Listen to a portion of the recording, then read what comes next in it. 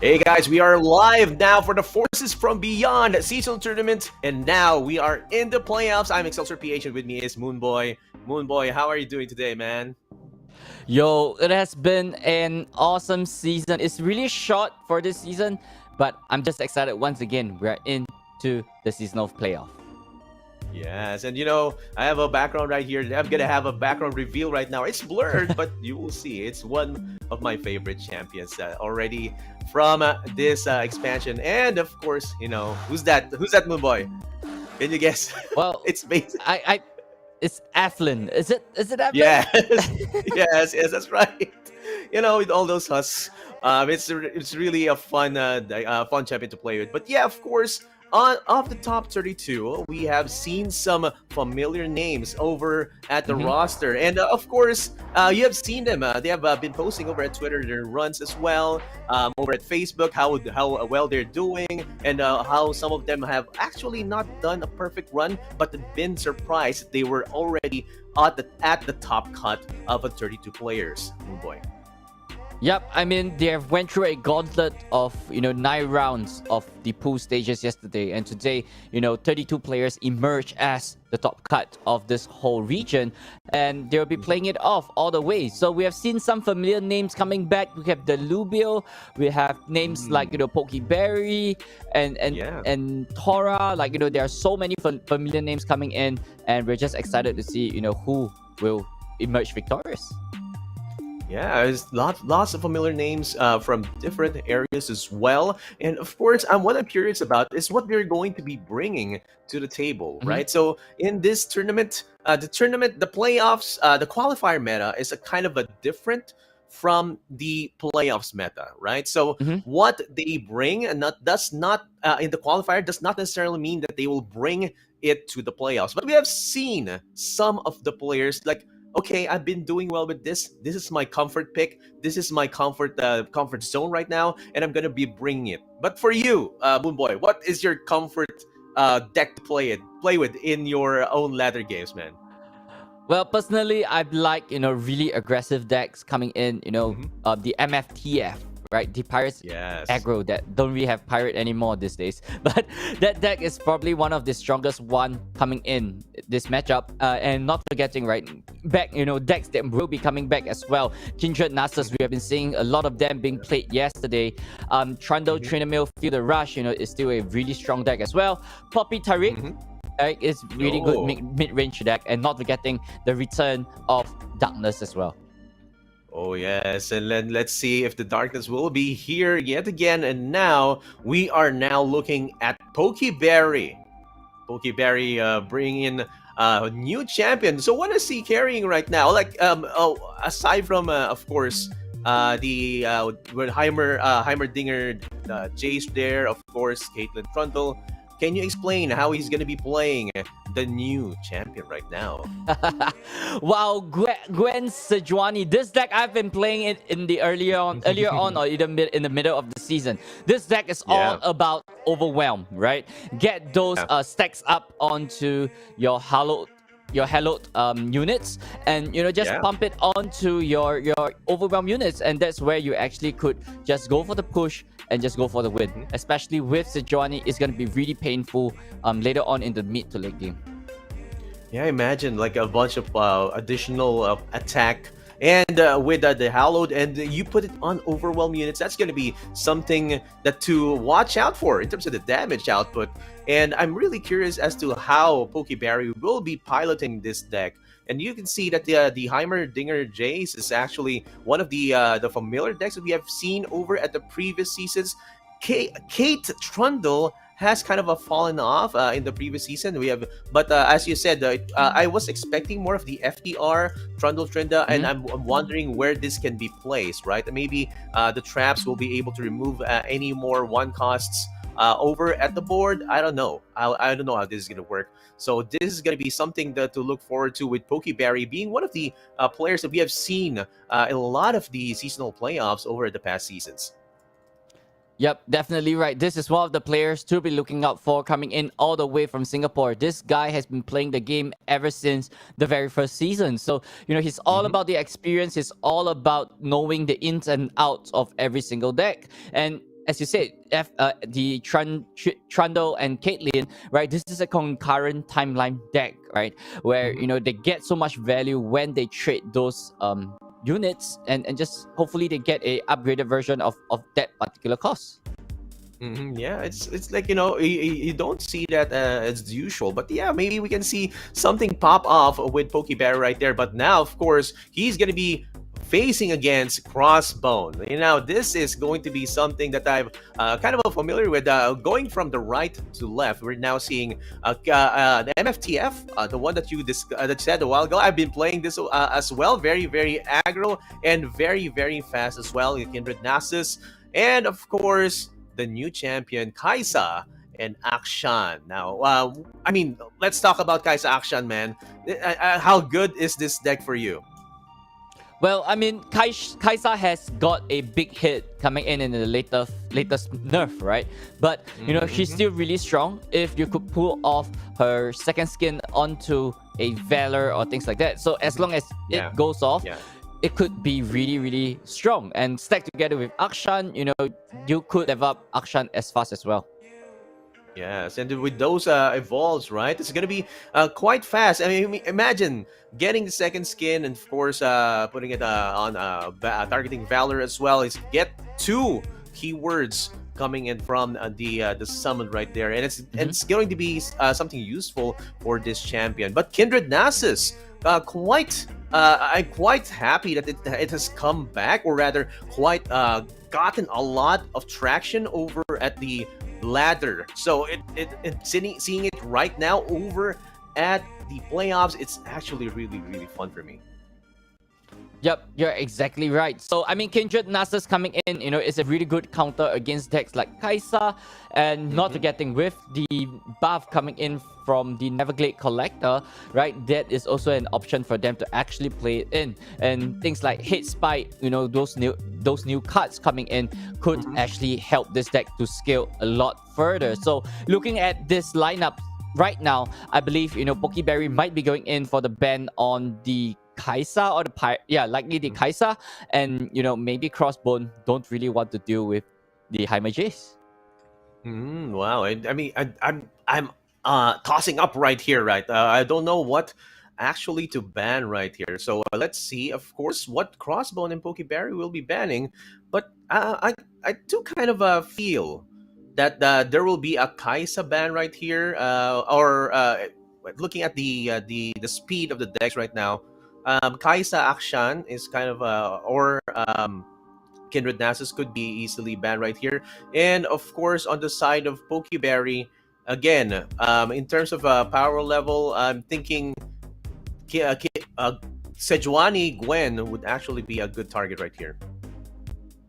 Yeah, but Sejuani Gwen actually have a lot of weaknesses, right? Especially when you want to take good trades, and Nasus Kindred would be the most optimal deck to actually go and take the fight against this Sejuani deck. So we'll see. These players, they just got their new top 16 icon ready for them as well, they're all ready for them to show us a good show for our very first match.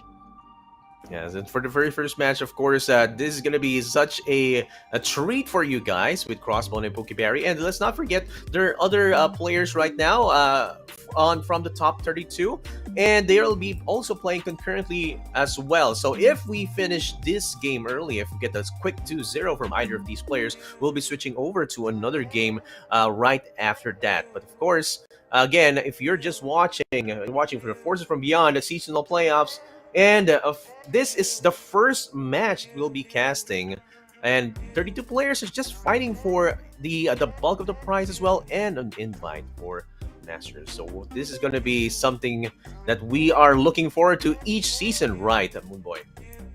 Yep, definitely right. The ice is on the price for this, guys. Yes, you have 10,000 on the line for the champion, but you know it is a spot for Worlds that's upcoming really soon as well. So these players are just eyeing to get their top 4 space and actually get themselves a ticket into Worlds. Yeah, that's the prize right there, getting into Worlds. And now starting the match, MFTF is already right here on the side of I think is that Pokeberry?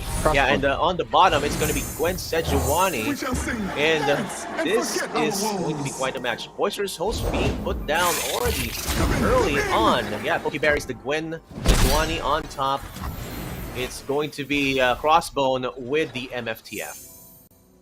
Yep, so, you know, looking at the hand of Crossbone right now, he's all about aggression. He's all about filling up his bot to go for the fight against Pokeberry. But taking, like, you know, it's not looking that well, right? He had the burn, but he don't really have much units to actually fill it back up. Yes, this is the 2 units, but however, he needs more units to follow up after this. But Pokeberry, though, looking really well with this, you know, with the butler as well, so they are ready to go. Just get those hello stacks up and things is gonna be looking great for Pokeberry.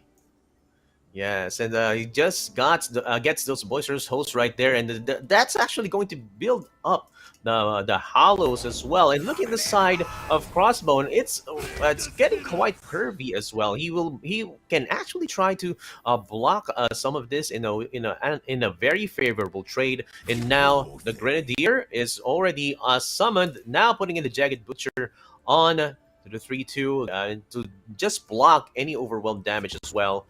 Let's see if he will do that, or maybe a favorable trade. This is going to be quite a conundrum for Crossbone, because the power level for this type of deck depends on your units. You have to have board presence as well to maximize the damage. Yep, but you know, right here, Pokeberry got the answer to actually deal with it. Make it rain, just targeting the right target, removing 2 units away from Pokeberry. So there's not much blockers for Pokeberry to deal with if Crossbone managed to go for the open attack. But that actually allow Pokeberry to have more hello stacks as well. So, you know, it's a trade coming in, but Pokeberry would take it against Crossbone. Yeah, and coming in from that Make It Rain, that was actually a really great Make It Rain, considering that he has one more. He hit 2 of those boisterous hosts from the get-go, and now of course there's going to be 13-14 in terms of the Nexus health, and of course he went with an open attack, and the Jagged Butcher gets destroyed. Now Crossbone might put down a Zap Spray Fin and put a Tune into Spell Mana, and he might draw on one of the burn pieces as well. Another Make It Rain. Now that's gonna do some chip damage, but it's not gonna be enough. It's too early, right? It's kind of a bit slowing down for Crossbone right now, Moonboy. Yep, it's definitely slowing down for him. He got Barrier, that top deck Maria Warden would allow him to do so much more in this fight. But, you know, going in and having 2 more units right here, and Crossbone have to widen his board. Likely it's going to be a Maria Warden play, or he could just go for the Make It Rain and just remove the Stygian away from the board. Yes, that's going to be the quick plays right there. Just remove this Stygian. 4-1, very vulnerable to that play. Now, of course, there's going to be an attack from Pokeberry. There you go. Hallowed stacks are going to go in, making it 6-3 right now. And that Make It Rain is going to remove that Stygian without even compromising that Zap Spray Fin for a defense. And there you go. Bringing it down to 12. Not so far, but he's going to be kind of open to an open attack on the next turn. There you go. The Beast drains 2. from his health and brings him down to 7. Now, of course, there's going to be a total of 2, 4, 5, 7 damage, which can be blocked into 4 damage. And let's see how well Crossbone manages this, because he already gets a Noxian Fervor and he has 1 Decimate on hand. So how is he going to manage this, boy? Yep, I mean, things is looking great for Crossbone, right? He could just go for and commit for an open attack right here and just go for the push in terms of damage. That's what you said. He got that Noxian Fervor. He got the Decimate. So he could go for the push. But instead, he goes for the Eye of Nagakaboros, having an additional unit. So this allows his push to be so much smoother. So if he goes for the push, he could get those damage. But however, if he place a unit right here, he's going to get stun swap and gonna be dealing 1 damage to everything across the board, and that is not what Crossbones want, because that would cost 2 units to be eliminated from there. Yeah, that's gonna be pulling down the damage, and now we can see he's going in for the damage, bringing down the Nexus of Pokeberry to 6. Now it's gonna be a Sejuani play for Pokeberry, and it's gonna be flipped. This is gonna be bringing everything to a 0 if it hits the Nexus. So this is gonna be quite a play. And look at that, Moonboy. It's already 7. He's gonna be held up by +2. It's gonna be total of 6. It's just 1 more damage off to finish off Crossbone right now. Right here, Crossbone is going in for the finish right now, and with the Decimate. But there we have, Pokeberry has the answer to ping Crossbone away for 1 to close off game number 1. Ladies and gentlemen, that is what patience is all about, and Pokeberry took it to his advantage. And what else is there to say? This guy is experienced, and he literally showed us on the table right there. Yes, and I'm actually going to say it right now, dude. Pokeberry just won with a poke. He just won with 1 poke, and like he actually set that up. And the 2 Hallows from the Boisterous Hosts were really, really important, right? Early in the game, he got those guys in, even though they were removed by Make It Rain. It's already there. The +1 to the attacking units is going to be buffing that Sejuani, and that just gets him closer and closer to finishing off Crossbones. And of course, that's going to be 1 win for Pokeberry. Yep, I mean, Pokeberry got the point advantage right now, but take a look at Crossbone's hand. It is really stacked, right? Those, they got that 1-2, turn 1-2 to 3, all ready for him to fire, but Pokeberry immediately removing the Legion Saboteur so that he could not do anything. And Pokeberry got the answer. He got that concurrent timeline. Things will be looking great for Pokeberry if he could control what Crossbone is trying to do. Yes, and there you go, concurrent timelines. This is where the magic is gonna happen, man. I'm just thinking, what do you get after summoning 1 more unit? And of course, let's take note, guys, the nerfed Aftershock presence over at Pokeberry's side. There you go. Even though it's nerfed, you can still deal some damage right there. And Crossbone with 1 more champion off right there. It's like, I wanted to be back to the previous version where it can hit the Nexus and be more versatile, but now you have to deal with this kind of Aftershock, Moonboy. Yep, I mean, this Aftershock is still good, right? It does its job from removing MF, which is a really big threat in this lineup. And Pokeberry going in with the Caitlyn, so this actually makes Crossbone in a really awkward position. He could not block right over here, and instead planting 2 more traps in Crossbone's deck. If that Crossbones, if this stacks actually hit onto Maria Warden, right, things will be looking bad for him. That's right. And he picks the Invented Chemist instead. Of course, it won't be summoning a bomb right there. And this is going to be 2 more stacks that are not proccing on the side of Crossbones. And if he uses a Zap Spray Fin, there might be a proc of 1. Nope, no more. There you go. There's going to be a target for the Aftershock into the Zap Spray Fin. That's going to be quite a good move, because that's the only one that he will not be able to block. And now he has 2 blockers on his side of the board. But now, his own attack, or his own answer, is going to be a Make It Rain to remove that Inventive Chemist. Now, there's only going to be 1 body to block the damage, and there's going to be 5 going into the Nexus of Pokeberry. Yep, things are not looking great for Pokeberry. He's running low on resources. He's taking too much damage. Yes, he got some things to go around, but this trap hits the Maria Warden, and this might be the turning point that he is looking for. Cloud Drinker, Lord Broadmane, Ariel. These are all not the best 6 drop that he is looking at. But I believe, he still will go for it. Cloud Drinker might be a good choice, but he drew himself into a Trundle, which, could make a difference in the next turn. Yes, and that's right. You get one Zap Strafen being summoned in the Crossbone side. Now look at this. You can see that there are still spells or even a Mystic Shot to target that Zap Strafen. And, looking at on his side of the board, you can also see that there's a 3 Sisters right there. It's zero cost 3 Sisters. And that can actually deal. Or, look at that. Oh, it's not going to hit the Saboteur, man. That's not going to be the most effective hit for a flash bomb trap. Yep, that trap didn't went into Pokeberry's favor, but I believe right here it's going to be a flash freeze into the Legion Grenadier. So this way, he's only taking 3 damage this turn. So Pokeberry is just taking every step really calculative and just just make sure that he is above a certain range, because you have to be really careful of those burns coming in from Crossbone. And Eye of Nagakaboros, it seems like Crossbone is digging for more options.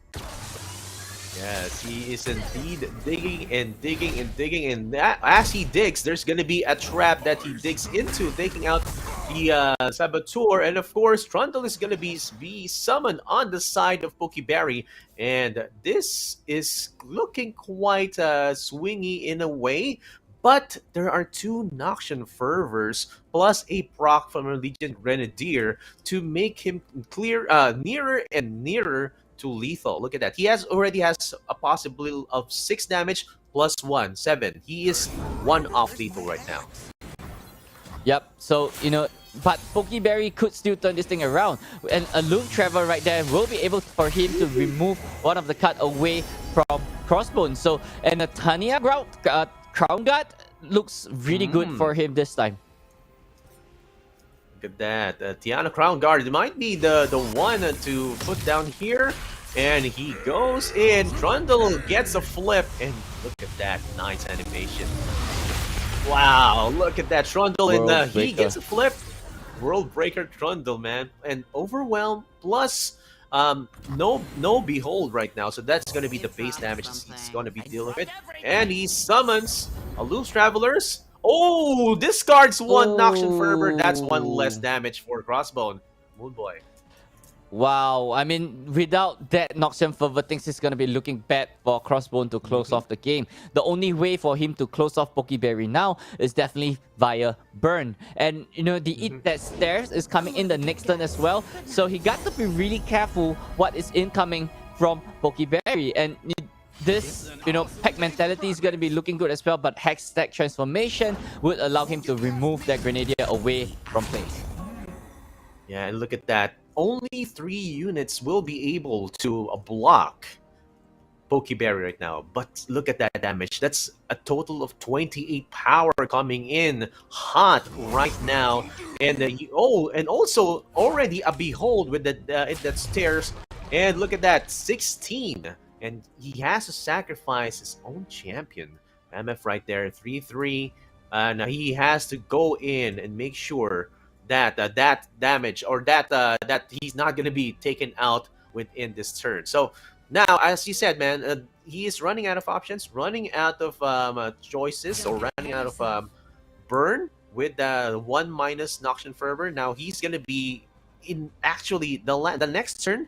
He might go for he might top deck a Decimate, and that's going to be enough, right? If he uses a Noxian Fervor now. There you go. Yep, I believe so. Yep. So I think, Crossbone is going for the play, and, he still have priority next turn if he gets that Decimate. So it's all down. He's just playing it down. We have not seen the Decimate coming down yet from Crossbone. So could this top deck be a Decimate? No, it's not. And Pokeberry is likely to be able to turn the tide, because right here, things are not looking great for Crossbone. Eat the Stairs coming in and deal 3 to all other units is going to be the good option. Yeah. Inspective Tactician, and if he goes for it, he might have that rally after that as well. Dude, this is gonna be quite an upset for Crossbone. Oh, he only needed four, but look at that tactician just gave the Nexus as And the top well. deck Look at that decimate. damage. Oh man, wait man. One turn too late, Moon Boy. It's one turn too late for that decimate, and that's actually going to be a straight 2-0 for Pokeberry, showing us his experience in the seasonal playoffs. And he doesn't have any blemish in terms of the plays right there. All of those plays were super clean, Moon Boy. Yep, everything is clean, everything is calculated. The only time that Pokeberry have to worry was that final turn. Does Crossbone have that decimate to close him off? If he doesn't, Pokeberry basically won the game right after that. And he knows what is his in and out, and he took the gamble and he won it. Yeah, that's like that's a really good testament as to how he plays, and you can see he already won with the Sejuani, the Gwen Sejuani right there over at the first game, and with quite just a poke, and this is not just a poke. The next game that he won was very overwhelming as well, with all the big units on his side of the board being summoned from a concurrent timelines. He has actually a good run from the concurrent timelines, man. I have to say, those were good picks. Yep, I mean, he was lucky enough to get really good choices as well. Yes, there are one or two turns where he didn't get good units, especially the 6-drop that he misses. So but the rest of the game, that deck actually did pay off, and this is what this deck is all about: controlling your opponent's board, and at the same time getting so much value out of the concurrent timelines. And with the Ice Pillar at 8 drops, there's so many premium 8 drops for him to choose from, and that is where that deck actually shines. Yeah, it really shone through, and it gave Pokeberry that winning match. And of course, we are now going to be switching to one more game. It's gonna be two more players, and if I remember correctly, one player here, I think it's gonna be his first one into the playoffs. It's Chizzy. Chizzy is, I don't know, I personally know Chizzy, that he brought before in the qualifiers a different set, right? He brought a Trundle Trinda, he brought a yeah. Yep, so I believe, in the bottom side is Cheesy. He's playing Trundle Trinda, Feel the Rush. So he has Ram in his hand, but could he start to control or deal with the aggression coming in from, I believe it's called Jing Cheng Wu, right? So, he's having that really early game aggression as well. He got those units on board, but Cheesy, this is the time for him to start ramping. He's going to be skipping turn number 4. He's going to have Trundle the next turn as well. And, if he start this ramp going, the She Who Wonders would be able to just clear everything else for Cheesy. Yes, and Chizzy actually really has a good hand right now. It's like it's what you want down the line if you'd ramp up enough, ramp up fast enough. He has a catalyst of eons on his side of the board, and also let's take note that of course there's an FTR right there, man. So down the line it can work, but let's see if his opponent is going to be fast enough to make to destroy him before he sets that up. Yep, I mean, right here is all about, could you ram and could you take the damage coming in from your opponent? Because, he's missing in terms of unit. He has no bot removal as well. So it seems like, Jing Cheng Wu is just going in for the push. And this will going to be fetching him a Lee Sin. And once the Lee Sin is online, it's going to be really difficult for Cheesy to deal with. Yes, and his opponent's going to be Takeshi Kaneshiro, right? So that's going to be, of course, another draw right there. He draws into a deny, so more options, so more reasons to be more careful if you are going to be using FTR down the line. And the Eye of the Dragon being summoned on his side of the board, Takeshi, and look at that Trundle already online on the side of Chizzy. It's going to be a kind of a how do you say this, a relatively slow pace as we have seen as compared to the previous match, but because both of these guys are setting up for a kind of a big setup down the line. Yep, I mean, Cheesy just have to be really patient with this one, right? Just take the next turn, and you could have the Ice Pillar into eat the stairs. So you can actually play 2 cards in 1 turn and just turn the tide around and dealing 3 damage to everything that Akshan is going nowhere. Yeah, this is gonna be quite a show. Action won't be able to proc. Of course, you won't. You don't even attack during this turn because that's gonna be an unfavorable trade. Lee Sin. Okay, okay. This is quite a treat, man. I mean, it has been a long time since I've seen a Lee Sin, and this vengeance is going to be denied quite effectively, but because that's going to be an important combo piece right there. Because have you played this deck before, Moon Boy? It's like you get a really really good quote unquote kick by finishing your opponent. Yeah, but I mean, getting denied right there, Cheesy is totally fine with it because this Fielder Rush is not gonna be interrupted as well. He's gonna just drop the Ice Pillar, level up the Trundle, and and see what his opponent is gonna react to this, right? And as long as he knows that he has no 4 mana open, Cheesy is ready to go for the Fielder Rush. And what are the chances of his opponent having 2 denies in his hand? Yeah, it's like there's a very, very low chance that you usually just carry 2 denies into your deck, and Takeshi Kaneshiro doesn't have one. He already used to protect his very, very own Lee Sin. And now, of course, FTR looks quite an imminent spell to be played during this turn as Cheesy sees Takeshi Kaneshiro trying to set up his very own Lee Sin. Look at that. It already has barrier, so it's going to be a bit protected. But there's going to be a lot of damage coming in with the Trundle Trinda 10-10s. Yep, Cheesy here have a big decision to make. Should I fire off this Fielder Rush? If he fire it off, yes, he got a good opportunity. But, Cheesy do not know what is in his opponent's hand. There's so many cards in his hand. He actually saw a card and predicted and drew a card from his deck as well. So there might be a possibility that he is afraid that there is a second deny. So, we can't doubt what is going on in Cheesy's mind. But Fielder Rush is definitely the play right here. Yes, it's definitely the right play right now. We're looking at it from our side, right? But logic states that you already have 1 deny being used, so it means that there's a lower chance for you to get it to get denied as well. But instead, it's gonna be a Wonders, right? And this is gonna be quite a play. It's like he slows down quite a bit, and it's kind of going to be more vulnerable to an OTK play. So let's see how well Chizzy is going to manage this turn. Yep, Cheesy is fine, right? Just dealing 3 damage to everything. Remove the action away from play. Remove the Eye of the Dragon so that they just, so that he could not have any point of healing. So with the Lee Sin barrier down, this is a good opportunity for him to take out the Lee Sin with the Eat the Stairs and have the Trundle just push in more damage this turn as well. Or alternatively, he could just trade the Trundle away from the, just trade the Trundle with the Lee Sin, and it forces his opponent to put a buff onto the Lee Sin to take out the Trundle.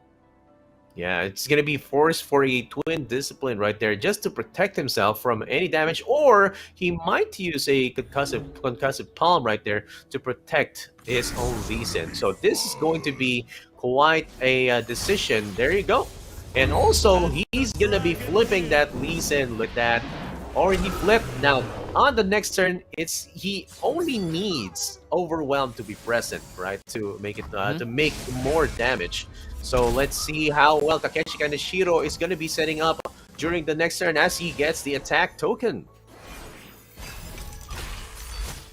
Yep, I believe right here, he got that OTK ready, and the top deck Absolver just seals the deal for him. And he could even go for the Supercharge, right? Supercharge giving it Spell Shield as well. So this time, Cheesy has no way to react to this Lee Sin. So it's looking great for the Lee Sin player, and it might be a little bit difficult for Cheesy to close on by because that Trundle is only at 11 attack. That Atrocity could not seal the deal. That's right, that's right. It's so near yet so far. And actually, if he did put on a an FDR in the previous turn. That could have been his game. So now he's going to be a bit farther away from a clean sweep with this turn. And you can see this is quite the show. And look at that, 2 off. Takeshi Kaneshiro is 2 off, and now FDR is going to be coming down from Chizzy and is going to be summoning the 2 10-10s. And of course, the Trundle is not just going to be a 10-10 on the attacking side, considering that there is another FDR and an Ice Pillar as well. So maybe he will just do an open attack on the next turn. Let's see how well he's going to be managing this. Yep, open attack is the right call right here. But I think Cheesy is just playing it slow to see what his opponent could do or could react, right? This forces him to do a little bit of things. Sonic Wave coming in, and I think he's just trying to put the barrier onto Lee Sin. So this way, he could try to protect the Lee Sin and go and break the landmark in the process, drawing 2 cards. He gets himself that Ionian Tailstone, which could get him a homecoming, and that might change the game.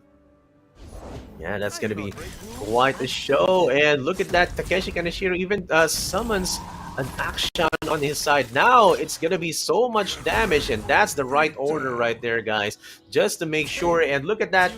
Look at that Trundle. That's a 16-10 that's going to be going in. And, this is such a feat that he has a huge board on hand. And now, there you go, Tailstones. And as you said, Homecoming is going to be the one to play here to prevent a lethal turn coming from Chizzy. Yep, but Chizzy has the lethal right here. He got the Atrocity, 3 mana from his opponent. There is no deny. There's no way that he could react to the Atrocity. Chizzy just taking his time, calculating his odds, but he has lethal in his hand. Could he spot it out? That Atrocity is just game over for him.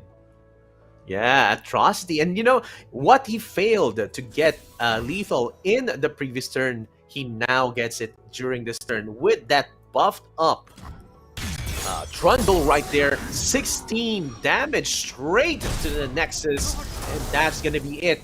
Another clean sweep for our player right here. That's going to be Cheesy going in with a 2-0 against Takeshi Kaneshiro, and that was an amazing patient play. He could have done it earlier. Moonboy, it's like he could have gone in with an FDR, but he wanted to be careful. He wanted to be sure that that Takeshi Kaneshiro doesn't have another deny in hand. He was just playing it off, and during his attack token, he just said, okay, I'm gonna get the FDR out, even though it's the attacking turn of my opponent, and I'm gonna be going all in. Yep, I believe, he actually made a small error with putting the Ice Pillar down at the finishing turn. That actually allowed his opponent to draw into the Ionian Tailstone. And, he's just happened to have that Atrocity in his hand. If he didn't have it, that would be, a game over for him. So if he could, just immediately go for the open attack and just commit it and just close the game there and then, things is going to be looking really different for him. That's right. And that's going to be it, guys. That's going to be for our first round. And when we come back, we're going to go for round 2. And if you're just watching, you're watching from the Forces from Beyond CCL Tournament with Excelsior PH and Moonboy Gaming as your casters. We'll be back in a few. Don't go anywhere.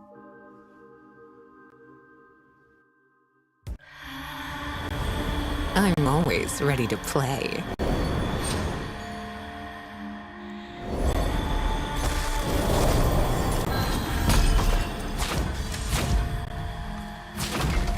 Bang!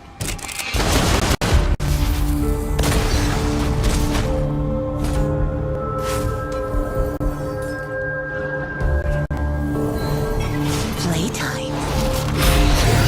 Mind if I slip into something a little more painful?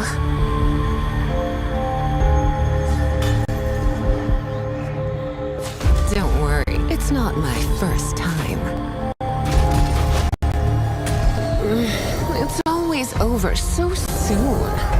Back on the prowl. That's my Laura.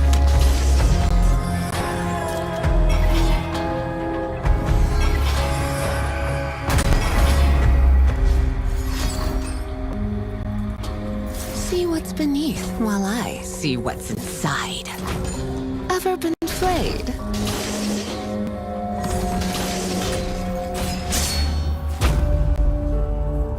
That was hot. Dance for me! I love it when they scream. Ooh, another plaything. Evelyn! I've missed you. Hush now, love. You'll startle the food. We're playing by my rules.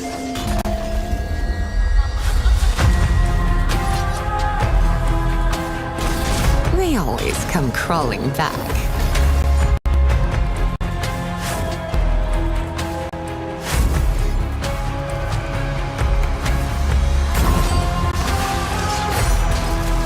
Here comes the mood killer. How about you go away?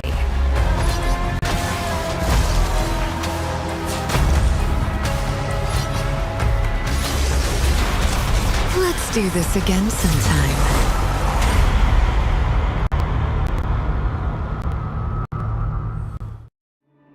What a strange, wonderful world.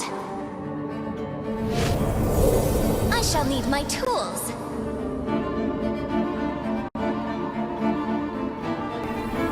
There she is! Our guest of honor! I've never been the guest of honor anywhere before. No matter their resolve, mine will be stronger. What a lovely lilting melody. Allow me to assist you. Very good.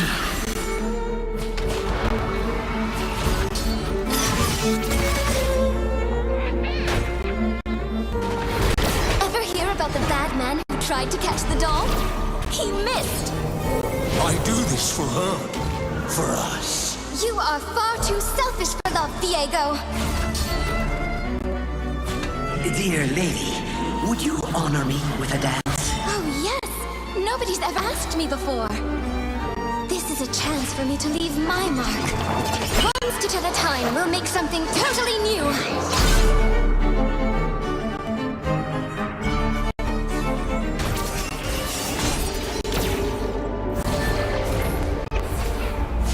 I hope we meet again. This tune, it reminds me of home.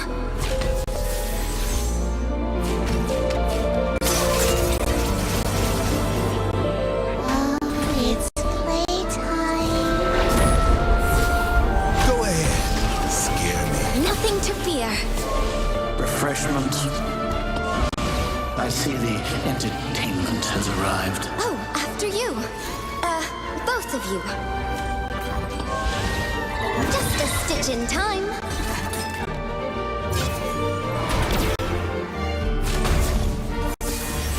What a magical place. Time moves so quickly here.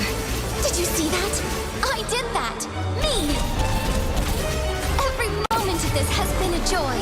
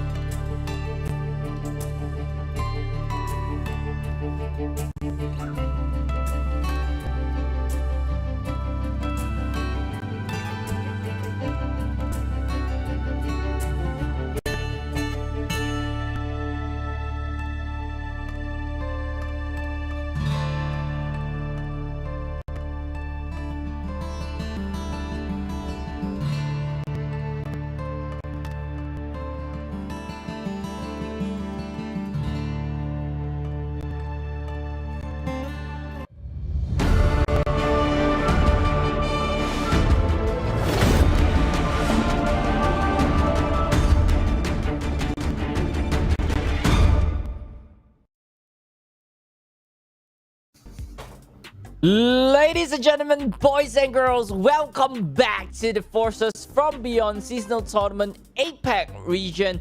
My name is Moonboy and I'm joined by Excelsior PH and we are your casters for today. How are you doing, my friend? Yes, I'm excited, man. We saw a bunch of 2-0s from the first round. And of course, let's see if our players right now in the second round are going to get 2-0 as well. But it's going to get a bit harder because they're just going through the sieve, right? Each and every player that they're going to be facing has already beaten another player right before him. So this is going to be quite a match. And who are we going to be casting for the first match of the second round, man?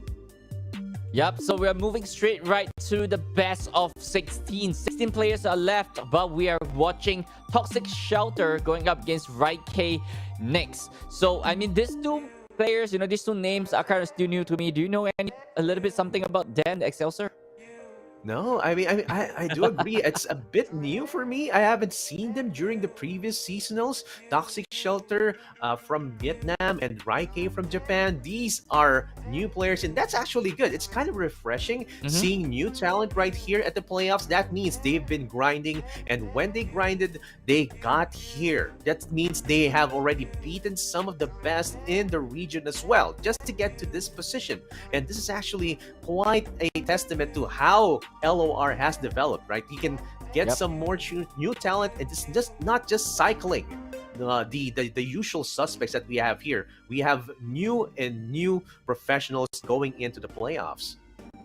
Yep, especially as the expansions go by, there are so many new ways to play the game time after time again. And, we are not surprised to see new players coming right in. Toxic Shelter immediately, coming in from Vietnam. Something interesting in the list right here. First off, we have Mono Shirima, followed up by Sejuani TF and Soraka Tamkench. Oh my gosh, I'm excited about Soraka Tamkench. I haven't seen Soraka Tamkench in quite a while, man. That kind of that finish that Soraka Tamkench does with the landmark, and that's gonna be quite a good sight to see after all the usual decks that we have been seeing. But I'm actually curious as to how Sejuani TF is going to be going right here. I mean, have you seen this kind of deck, Moonboy? Well, I've been playing a little bit of Sejuani TF, previously as well. Some people actually pair it up with Timo. I believe this is a powder monkey kind of style, I guess. I'm not really sure what exactly, the cards that he is running, but I believe this might be a powder monkey lineup coming in from Toxic Shelter. Yeah, there's going to be a Powder Monkey. That's going to be quite exciting as well. But of course, if you're looking at the right, the Monoshirima is quite a familiar deck we have been seeing over the past seasons with Serat and Azir right there. That's going to be something to. It's a bit more consistent, right? And of course, with Serath being able to Serath being able to flip into ascendant status, and of course with the remake of how the bird disc has been made, that you can already get it if you have a Monoshirima deck. That's actually made it a bit faster. So let's see how well Toxic Shelter is going to be piloting, especially the Soraka Tam Kench, because I mean that's going to be something new. That's very very different from the usual seasonal meta. Yep, but however, in his opponent on the other side of the board is going to be Raikei from Japan, and he's coming in with a really aggressive lineup, ladies and gentlemen. First off, it's going to be Kaisa Severe, and then followed up by the Pirate Aggro MFTF, and then this is for the first time on stream, Elise Katarina Gwent. Man, this is super aggressive. I'm looking at Raikei right now, and I'm kind of getting a bit biased right now, man, because these are the decks I'm playing right now. So like okay, if you are playing the decks that I'm playing, that must mean that you are going to be showing me how to play it, because I'm not that good at playing these decks to a high rank. If you watch these decks and you're playing it, this is going to be a chance for you to learn more about how the pros do it. And Raikei is bringing in the first time that we're going to be casting in the seasonal playoffs. It's going to be the Gwen, Katarina, and Elise deck. Which is actually really really fun to play as well. You see MFTF and the Kaisa Severe. Oh man, this is gonna be quite a treat. But yeah, which one do you think would be banned from this list? Well, I believe the Kaisa might be the one being targeted, right? Knowing that his opponent is playing a little bit more, he have answers to aggro, and he just have to be a little bit more afraid of the Katarina and Elise Gwen deck, where they have the Eternal Dancer and the Ruin Reckoner unlimited attack combo. So if he could deal with that, it's not going to be too much of a problem for like Toxic to actually deal with. Yeah, Toxic Shelter has quite a tough hill to climb right here, especially with all those aggro decks. But yeah, we can see if I'm feeling that the Soraka Tam Kench won't be banned right here. It's like, okay, you have a Soraka Tam Kench. Let's see how well you play it. It has fallen off. It's not even in the top or a tier S meta or tier A meta as we have seen in our statistics website. But now I want to see it if it will pull up its weight, right? Even because we have seen him, it's already on the top 16. That must mean that he might have piloted it on round 32, or it has been banned because the players don't know how to play it with the current meta. So, well, it's kind of a conundrum right now, because that's kind of a wild card or a wild deck to be playing it now in this current Forces from Beyond seasonal playoff meta.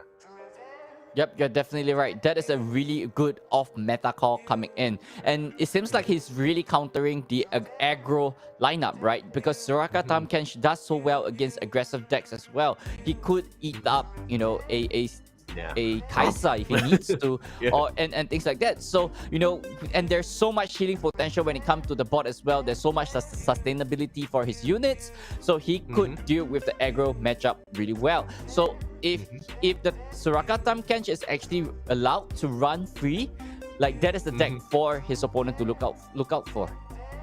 Yeah, so so are you saying that that's going to be the one that is possibly going to be banned, man? So I'm thinking that if you put it that way, it might actually be banned, because if there are a lot of small units that can be eaten up by Kench, it's going to be Time Kench. It's going to be something to be able to make him flip earlier in the game. So that's going to be something to watch out for. And let's see how well they are going to be playing. It's going to be, of course, Toxic Shelter versus Raikei right now. We are here on the round of 16, and of course, this is going to be the first game. If we have enough time after the first game, we're going to be seeing another game for you to watch over for this round of 16.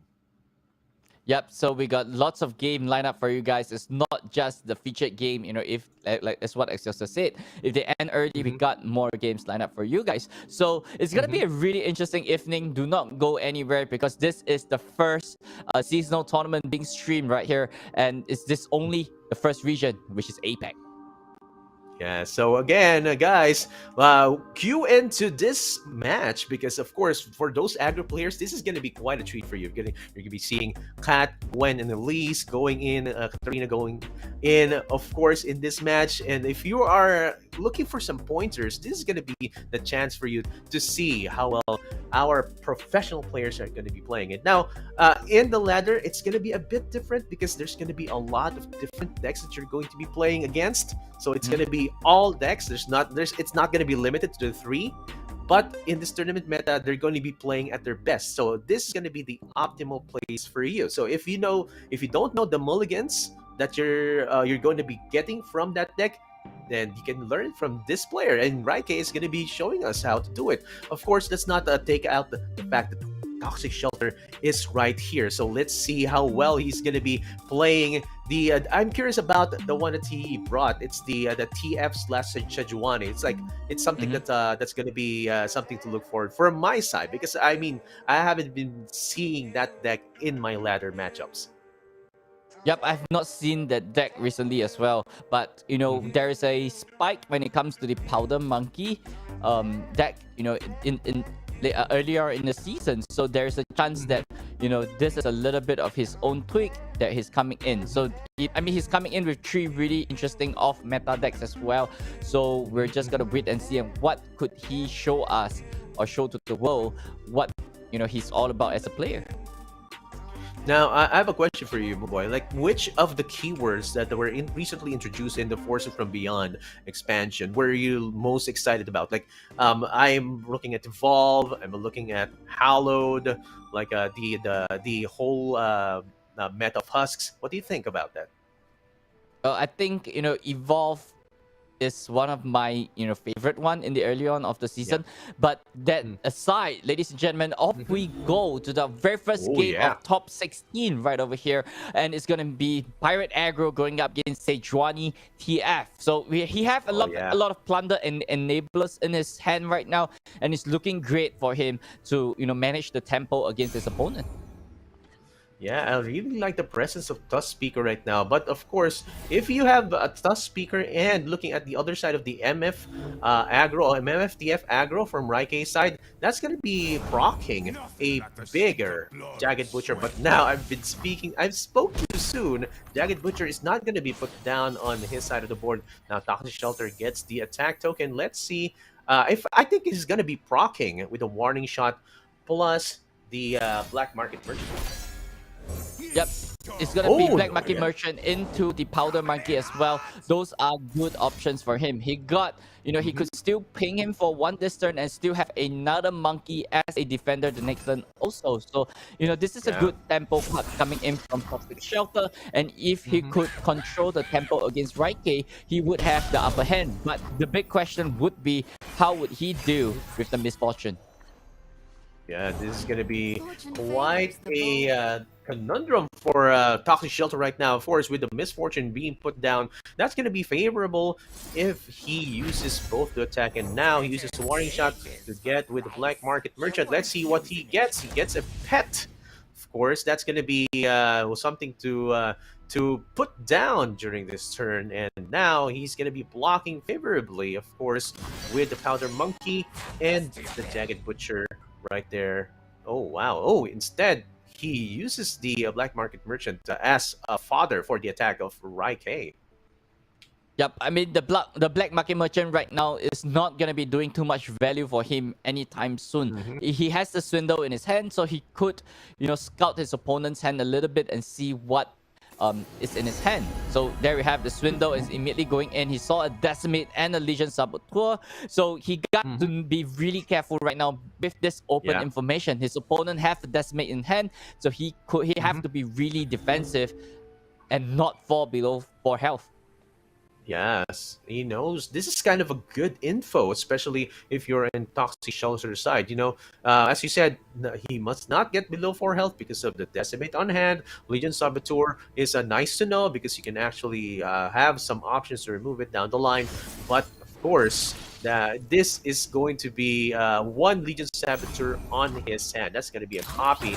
And there you go. This is going to be an attack for Raikei, bringing Toxic Shelter down to 16 while also procking that Powder Monkey, bringing down the health of Raikei's Nexus to 14. And now look at that, Yordle Grifter being drawn off. This is one of the best early cards that I have been playing with since I started LOR, man. Yep, I always say something about the plunder decks is that what's mine is mine, what yours is mine as well. And if they are lucky enough to take the right cards away from their opponent, things is gonna be really nasty for Raikei. And coming in, he stole a Zap Spray Fin as well. So this card might do a little bit of damage against Raikei, and it will even fetch himself another spell from the deck. That's right, and that Zap Spray Fin is actually one of the cycle pieces that Raikei needs to draw out more of his spells. And now, of course, he goes in with an attack and gets to block with his MF and his Jagged Butcher, and there's going to be a favorable trade. It's still, of course, he's not putting down the Precious Pet, and second MF right there going to be put down by Raikei. I just noticed that he has all 3 MFs on his hand, man. Yep, but I mean, this is a Make It Rain, right? There's a second MF or third MF in his hand. It is a Make It Rain, and it's gonna be really devastating for Toxic Shelter. Or he could even go for a TF into red card. That could be a possible move as well. But an open attack right here could also remove these 2 units away from Toxic Shelter. So he might be on the back foot as of right now, looking at the bot state. Yeah, I mean, he just wants to use a Zap Spray Fin to get another mana from the tune. And of course, it's a possible Make It Rain if he does. If, of course, Toxic Shelter doesn't put down 1 more unit. And there you go. He goes on with the Jagged Tax Master and gets +1/+1 as well. He goes with a Make It Rain and prays for the favorable hits and gets just 1 Precious Pet. He would have wanted to have 1 for the Jagged Butcher, but it doesn't go his way. But it's still okay. He gets to go and open attack, of course, with the MF skill. Yep, I mean, it's still looking great for Raikei, right? The MF skill is still gonna close up the board. But I'm not sure how many Plunder Triggered had been activated for Toxic Shelter, and that Powder Pandemonium could be a big swing turn for Toxic. Yeah, oh man, that's a good thing to know, man, because Powder Pandemonium is already on his hand. Now going in, of course, over at his side, that Zap Spray Fin is not going to be blocked, and now hitting more, down to 11. Toxic Shelter and Raikei are going back and forth with this kind of matchup. Let's see which one is going to be out aggroing the other player, man. Yep.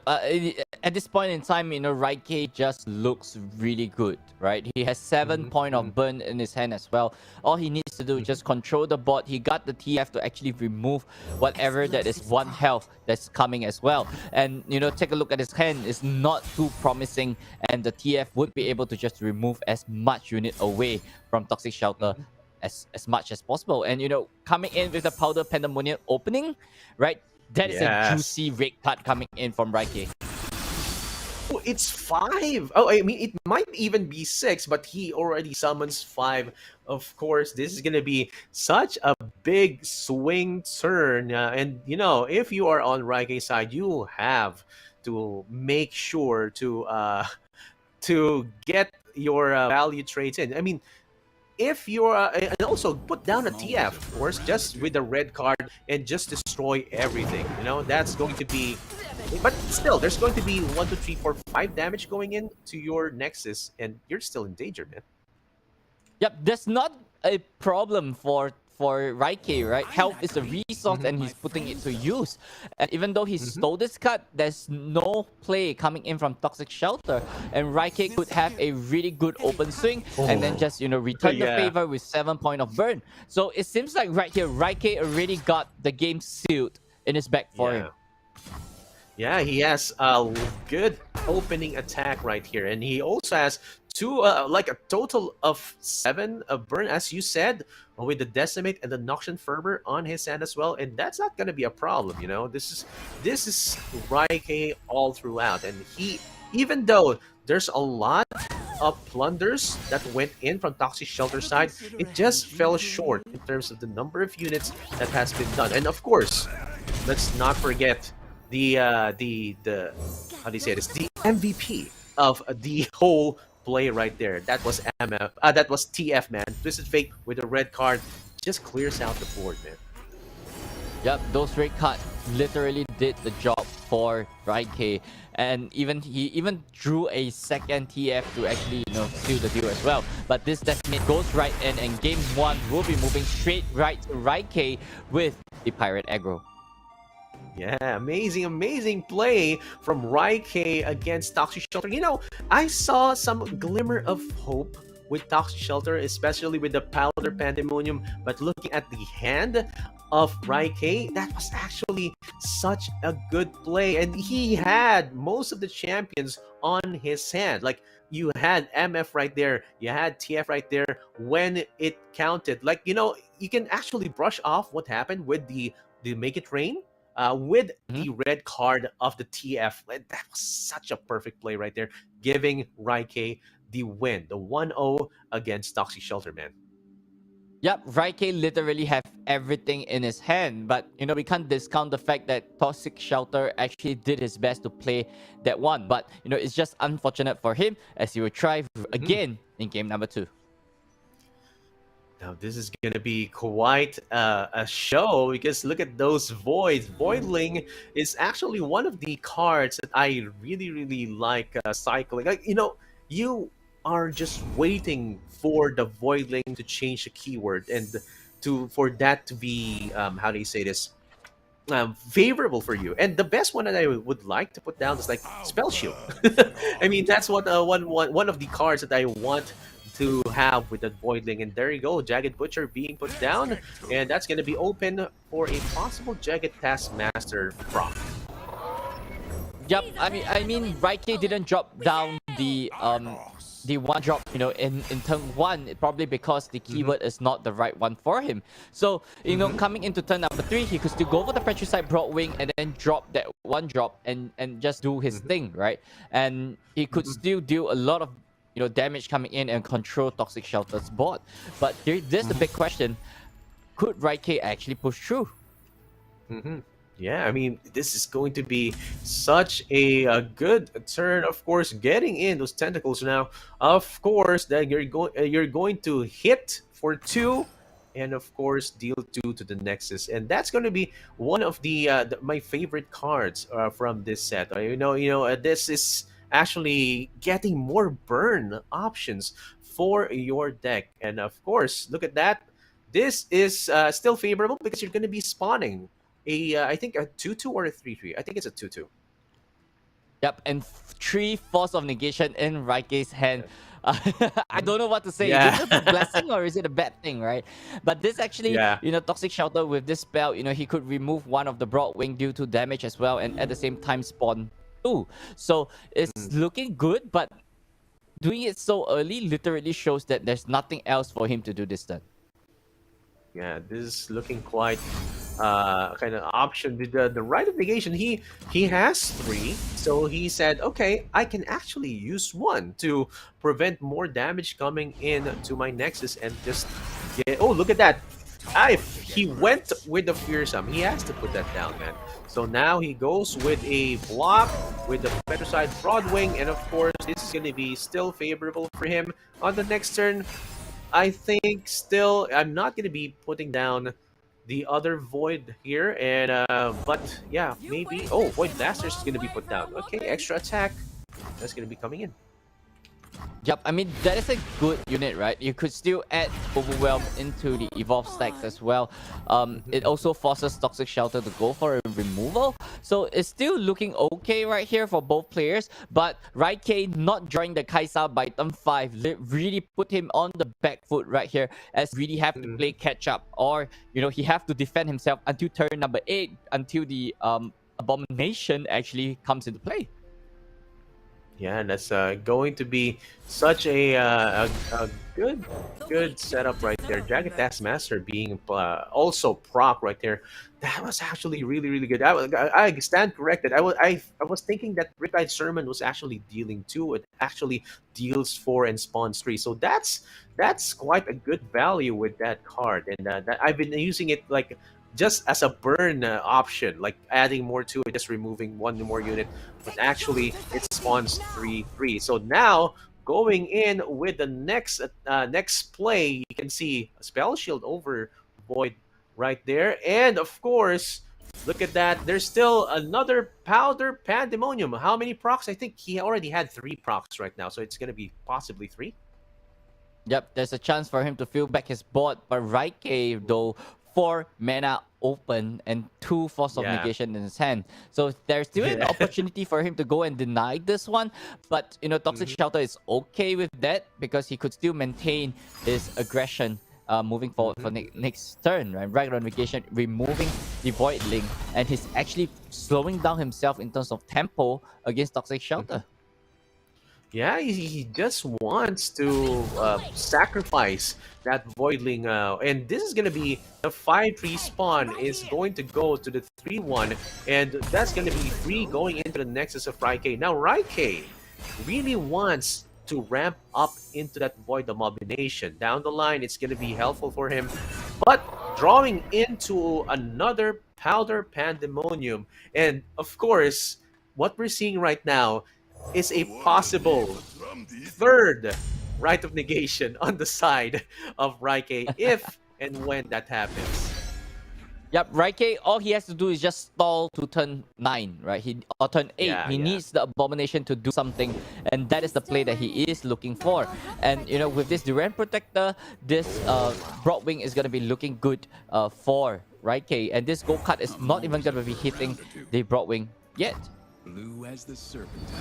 Oh, well, but he instead chooses for a blue card and gets the Sejuani right off the bat. Now, that's going to be helpful on his next turn, and he has enough mana for a possible Powder Pandemonium if and when that happens. And look at that. It's Sejuani play right here, or even a Powder Pandemonium, and he knows that the Void Abomination won't be put down during this turn. And of course, if he puts down the Sejuani, it's going to be possibly flip. I think it's 4 ticks, and just needs 1 more Nexus hit to make it happen. So let's see how well Toxic Shelter is going to be setting this up. Yep, Raikei probably is gonna be, going for the Bright Steel protecting the Broadwing. So this might be a good Make It Rain coming in, and Toxic Shelter have to pray that this Make It Rain hits the Broadwing and remove this barrier away from it. Yes, and I'm kind of thinking that he should not use that as the moment. He could have used Powder Pandemonium so that he can save for a possible Abomination on 8 mana for Raikei and bring it down to 0 attack. So that can be an option, and now he's looking for a Powder Pandemonium inside, and it looks quite juicy for Raikei to possibly sacrifice a Bright Steel Protector or his mana. I'm not sure. It looks like it's going to be 1 unit that's going to be sacrificed with the Rite of Negation. Yep, and this is this definitely the card that he wants to negate, right? And all 3 Rite of Negation actually played to his out, and it actually made the best out of this, 3 of kind in his hand. Yeah, I mean, it's usually 2 Rite of Negations that are being put into a deck, and Raikei just goes in with a Rite of Negation, sacrificing that Bright Steel Protector, and prevents further damage shenanigans coming in from Toxic Shelter. Now Toxic Shelter can do with an attack 3-2, 3-2, 5-6, and 8 is going to go into the Nexus. He can block with the Durand Sculptor right there, and just to bring it down to 5. And on the next turn, it's going to be Toxic Abomination. Now let's see what keywords he's gonna be bringing. Must have gotten turned around. Yeah, but even though the Abomination comes in, right, he's still got, if this Sejuani is level up, which is leveling up now, Yes. that Abomination is not going to be doing anything, because that Make It Rain is going to be hitting the Nexus and not allow it to have any point of, damage. Yes, that's right. That's right. And look at this. It's quite a good show that we're seeing right now. And getting in with the Blinding Assault, getting a Valor, but of course, even if that that Void Abomination is going to get a bunch of keywords and a bunch of attack, or a big attack as well, it's gonna be put down to 0. And yeah, there you go. He challenges the Sejuani. Now he's gonna be in for a treat. Let's see how he's gonna take it. Yep, but however, I think, the formidable keyword is the one that could make the difference right here. Because, even though the attack is put to 0, the Abomination still have a formidable, and the damage would still go through because its health is at 6 HP. Man, this actually is so good with the formidable. And I was not actually looking through that line while playing this deck. Now you can actually damage with formidable as well, and you can actually survive this attack, or because it's going to be down to with the barrier as well. Look at that, man. And he goes in with another attack and gets more damage with the overwhelm. Is this gonna work, man? Is the formidable going to go through? Yeah, it's gonna flow in 5 damage this turn. So, Raikei still have bot control as of right now. Toxic Shelter, there's nothing much he could do unless he draw himself a top deck Sejuani or a Pandemonium. So this might be the cards that he is looking for to close off the game. Oh, it goes through. And actually, I was thinking like, just go through it.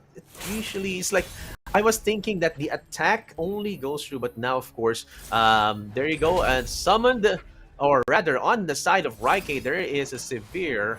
It's going to be swindling. Nope, nothing right there. Then there you go. Ranger Solve on his side. Nothing going to be useful as of the moment, because, of course, if he does attack, it's going to be blocked by 2 of the units on Raikei's side. So I'm thinking this is going to be a clean sweep.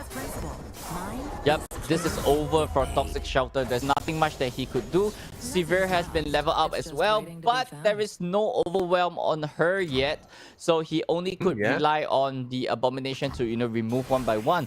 So it's still looking bad for Toxic Shelter, but yep, there's nothing much that he could do as of right now. Yeah.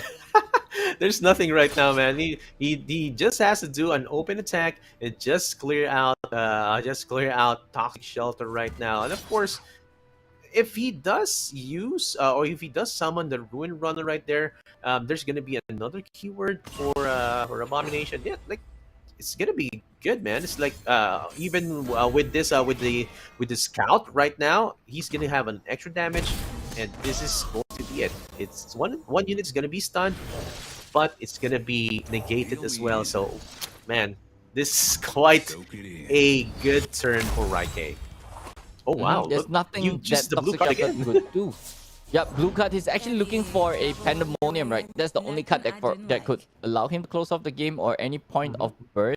But I don't think it's gonna be anywhere possible, and he just have to play really defensive right now. Sejuani into Parlay, those are not the card that he is looking for. I believe this is GG for Toxic Shelter. Yes, it's a GG for Toxic Shelter, and that's going to be a testament to how strong the Void Abomination is, guys. It's like the new Arsenal. I mean, I'm not comparing it to Arsenal, but it's the better Arsenal, man. It's like a kind of a power creep in terms of Arsenal. And I was actually using Arsenal before with the Talia Ziggs, and now when I started using this, Void Abomination just got and took my money. Like, I'm gonna be putting money on this card, because this is the game changer. This is the game winning card right here. Yep, I mean, it's a little late game kind of card, right? So, it's just that Toxic Shelter could not capitalize on the early game. He could not put in as much damage as possible. And it all falls down to Raike having 3 Rite of Negation in his hand. And, which negated all of his good card. There's no Pandemonium available for Toxic Shelter to go for the push. So, probably that is the reason why Toxic Shelter actually loses this round. That's right. That's right. And we usually call it, man. That's like we usually call it as it is. And now it is what it is. Look at this. This is going to be lethal fist bump emotes coming in from Toxic Shelter, giving some props to his opponent Raike. And with that, guys, Raike gets a 2-0 against Toxic Shelter. And I have something to tell you, man. When you get 3 Rite of Negations on your hand, we usually call that Brick of Negation. But not at this case, man. Not at this case. He used it quite perfectly, and he actually didn't sacrifice his mana or his mana crystals just so he would be able to summon the Void Abomination. That was quite a good play coming in from Raike. Well deserved 2-0. Yep, that is exactly right. Like, that's the difference between a good player in seasonals compared to our regular ranked players, because when you see Street Rite of Negation is bricked, right? You think that your hand is bricked, there's nothing that you could do, you just use your mana to deny your opponent's spell. But this guy literally knows the ins and outs and how to use that Rite of Negation to his best of his advantage. And every hand has ways to play it, and it's just a matter of how you as the pilot chooses the right action to make the best out of it. Yes, that's right. That's right. And we saw. I was thinking, like, when Sejuani came out from Toxic Shelter, oh, this is gonna be it. But when of course the Void Abomination went out with with that play, man, he just went in, of course, and got in the damage. But of course, we're looking at Florine and his opponent right now, and let's see what kind of deck is he carrying. Moonboy. Yep, Florine is likely be playing a Kaisa deck, right? We see a Kaisa on the field as well. Kaisa, the field is looking in favor to Florine, but however, his opponent is likely going to be a Poppy Tariq. And Florine seems like he already got the upper hand, goes for the Cataclysm, gets that luck, and even have the Scout activated as well. So he gets a free rally of this, and is going to be attacking onto his opponent. There's nothing much that his opponent could do. Florine is going in to finish off the game. Florine from Hong Kong and representing EMD. This guy is one of the best in this region. Oh man, I wasn't actually. I was actually looking at the translation of Florine's opponents. Those Wallace. It's like I was getting a research about what his name was. But yeah, of course, 2-1. We weren't able to catch up to the action right there because Florian said, okay, no, you won't be casting my game right now. You might jinx it. I'm going to just finish this now. I'm going to get 2-1 with my Kaisa, and that's it, guys. Okay, don't watch my game anymore. Because sometimes some of the players even feel it at the back of their heads that there's someone spectating right now their matches, and just like throws him off. But of course, Florian just got that 2-1 straight off the bat right when we spectated him. Good boy. Yep, I mean, Florine, one of the best player from his region as well. So there's his advancing into the next round. So, there's still more to offer from Florine himself. But before that, ladies and gentlemen, this is the end of the top 16 round, as we will be taking a short break, and we will be back with more action with the top 8 rounds after this as well. So do not go anywhere. My name is Moonboy, and he's Excelsior, and we will be back after this break. See you guys later. Are you the hunter or the prey?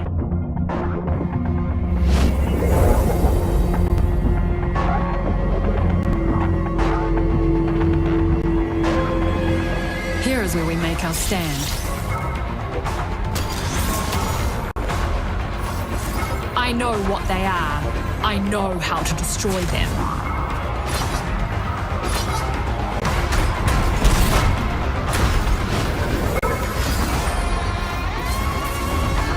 Their every move just makes me stronger.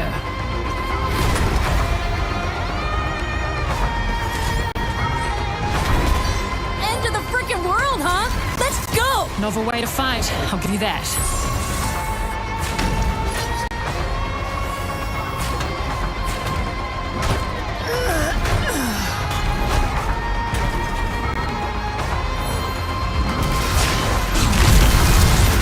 We have something the Void will never understand. Me.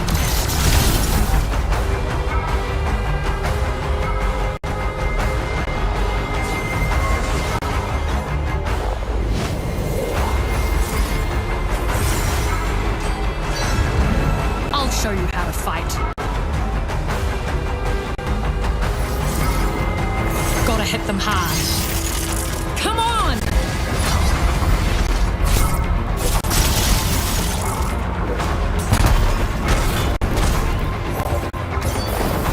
The Void doesn't wait. Neither should we. Enthroned for an empress. What is this? I am the path she walks.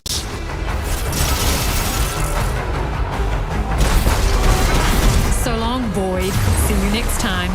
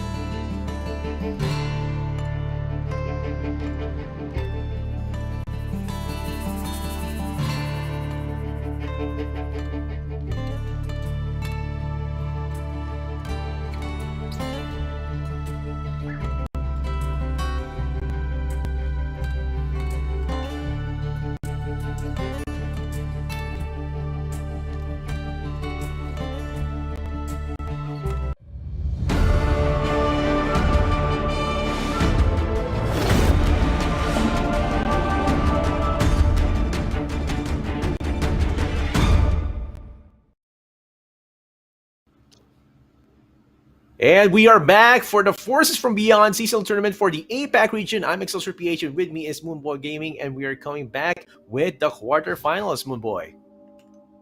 Yep, it's gonna be exciting, ladies and gentlemen. 900 players came in yesterday, and we are down to our final 8. It's gonna be exciting. It's gonna be more intense coming in, and I'm just excited to see what these 8 players are left. Yeah, I mean, we're going to be watching the name I cannot pronounce correctly, but from what I translated, man, he is an advocate of fast decks. Okay, he just wants fast decks. So I'm really curious as to what he's carrying right now. But of course, he's going to be facing against Bright NA. Now, Bright NA defeated Pale Moon, and Fast X defeated Bandit Keith over at round 2. So they're going to be the ones who are going to be facing each other right now. What do you think they're going to be carrying, Moonboy? I mean, what are the usual meta decks that are possibly being carried by our players right now? Well, his name says advocate of fast decks. So likely that he will be playing aggro, right? You got your pirate aggro coming in as well. There is the Elise, Gwen's, Katarina as well. So there's so many new iterations of aggro deck moving forward in this meta. So the question would really be on Bright. What kind of deck is he facing? I have no idea what did he actually bring onto the table so far, but hopefully it's something that is empty aggro so that he would have a more favorable matchup.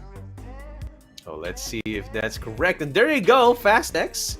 But looking at the middle deck, it's not really that fast, if I say so. But MFTF right there over at the left and over at the right, as you said, it's going to be Gwen, Elise, and Katarina. But on the middle, it's bringing me back 3 seasons, man. Nasa's Thresh, man. That's like one of the meta decks in the previous seasonal playoffs. So how do you remind us again, Moonboy, how do you play this kind of deck? Well, this deck is all about tempo. It's all about having your units to take trades or even slay an opponent's deck. And take a look at this, right? This is the deck list that he is running right here, and it's all about small units, just widening the board, and use things like Blighted Caretaker, Ravenous Butcher to actually take those trades. And these units would grow Nessus as the turn goes by. And if you're lucky enough, you get to level up Thresh, you get to pull in Nessus for free as well. So, and not forgetting, right, a big Nessus is really scary. If it's leveled up, it have that spell shoe on it as well, and you could even finish it off with Atrocity in the late game. Oh yeah, this is gonna be such a treat as well. But looking at the MFTF deck list right now, you're probably guys are very familiar with this deck. As we saw, Raikei play this a while ago. You have the, of course, Jagged Butcher, Legion Rearguard. Legion Rearguard being the more aggressive turn 1, and of course Legion Saboteur as well for proccing the Thunder effect for Jagged Butcher, Precious Pet.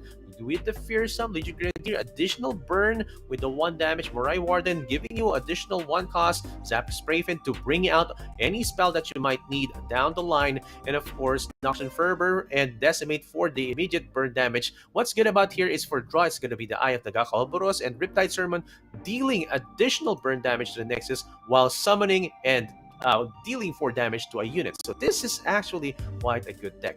Moonboy. Yep, and this is the final deck that he is bringing onto the table. Elise, Katarina, Gwen. It's all about those Halo trigger, right? And just putting in so much damage on your units, and stack together with the Eternal Dancer and Ruin Reckoner, you will get unlimited free attack with one unit again and again. And with this holo trigger as well, it's gonna be making that unit so much bigger, and your opponent are close to not able to deal with this constant attack coming in. If your board is empty, it's basically 20-0 in one attack.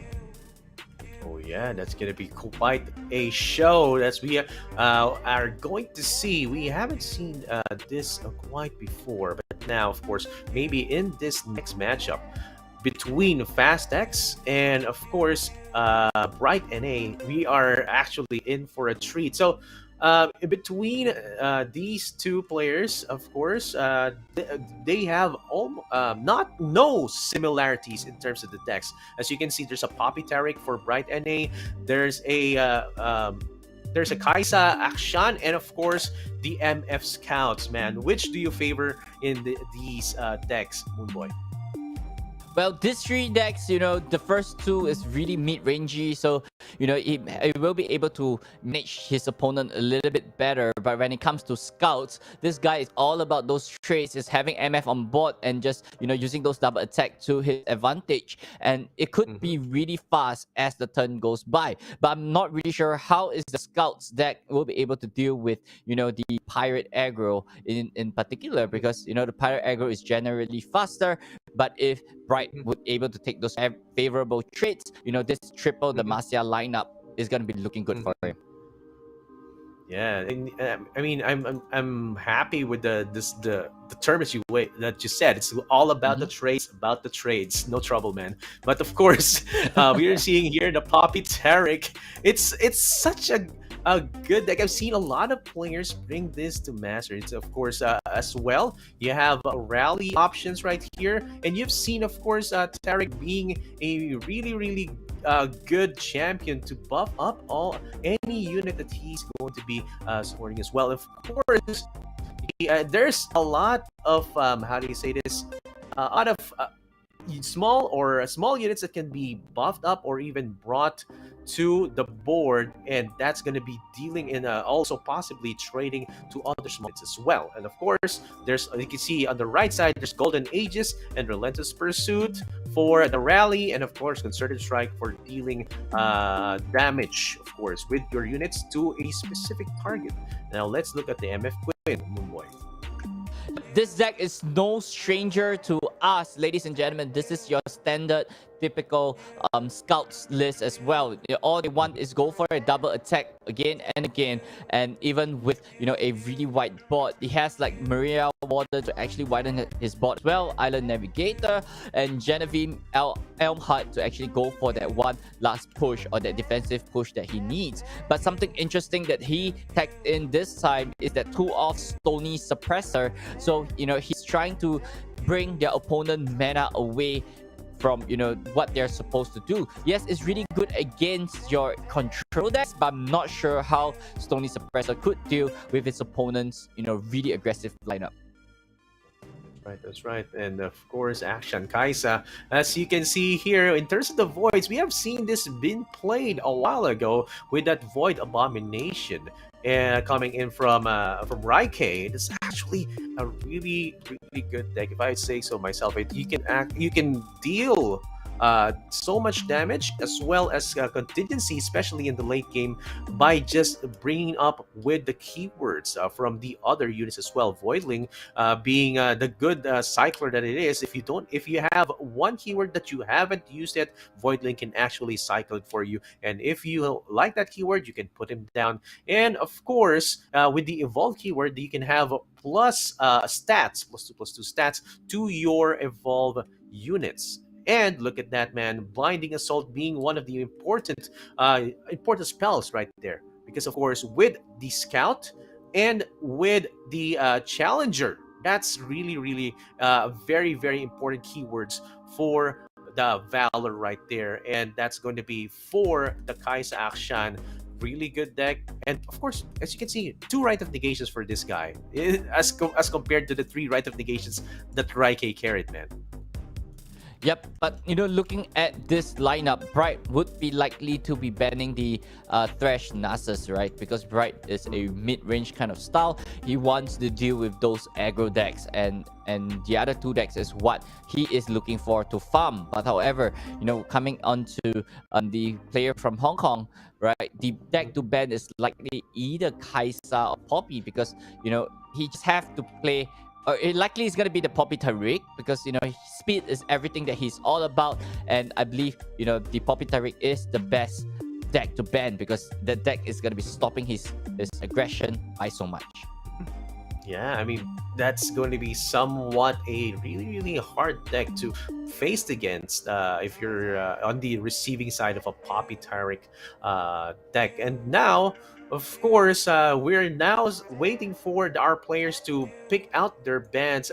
I am really happy to see MF Scouts already still being played. I mean, every season there's a scout deck that has to be played, and of course, right now, NA just brings it to the seasonal playoffs of Forces from Beyond. It's like it's never not there, man. It's like it's always there, because that's how strong Scouts is time and again. In the previous season, we also had a lot of Scouts players as well. But yeah, I mean, what do you think?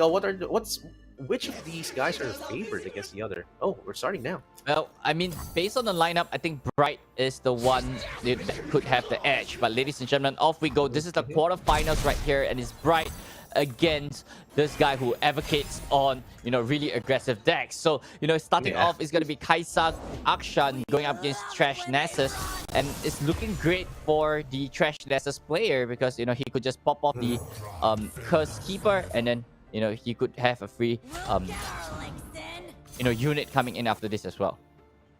That's right, and that merciless hunter targets the Bakai Reaper, because he doesn't want that Bakai Reaper to get the plus advantage after the abomination appears. And now, of course, this is going to be a favorable trade, but will he pop it off so that there would be destruction coming in? There you go.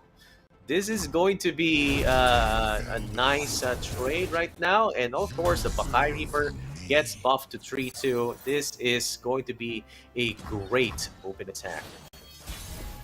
Yep, that was a great turn coming in for the Thresh Nasus player, right? He got the tempo ready set up as well. Here we have the Blighted Caretaker. So this way, the board is just so wide. What could Bright do? This is a really aggressive opening attack coming in from him as well. And this 18 damage, and this is lethal, ladies and gentlemen. And there is a 4-star lethal. Dude,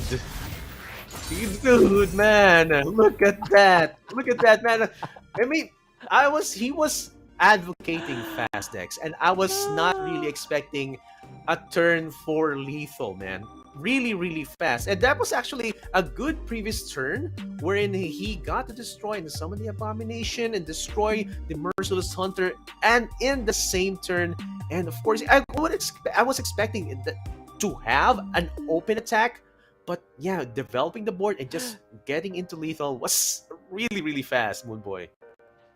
Yep, I mean, Blighted Caretaker literally have opened the play for him just now as well, having the white board, and that's what allowed him to go for the play. But off we go to game number 2. That was a really fast game number 1, as the winning player actually changes off to the Gwen deck. Wow, Bright sticks on to the Kaisa Akshan. Don't want to die? Yes, it's going to go Boisterous Host, being put down. Oh, that's going to be, sorry, not the Boisterous Host, but of course, this is going to be the action being put down on the Bright NA's side.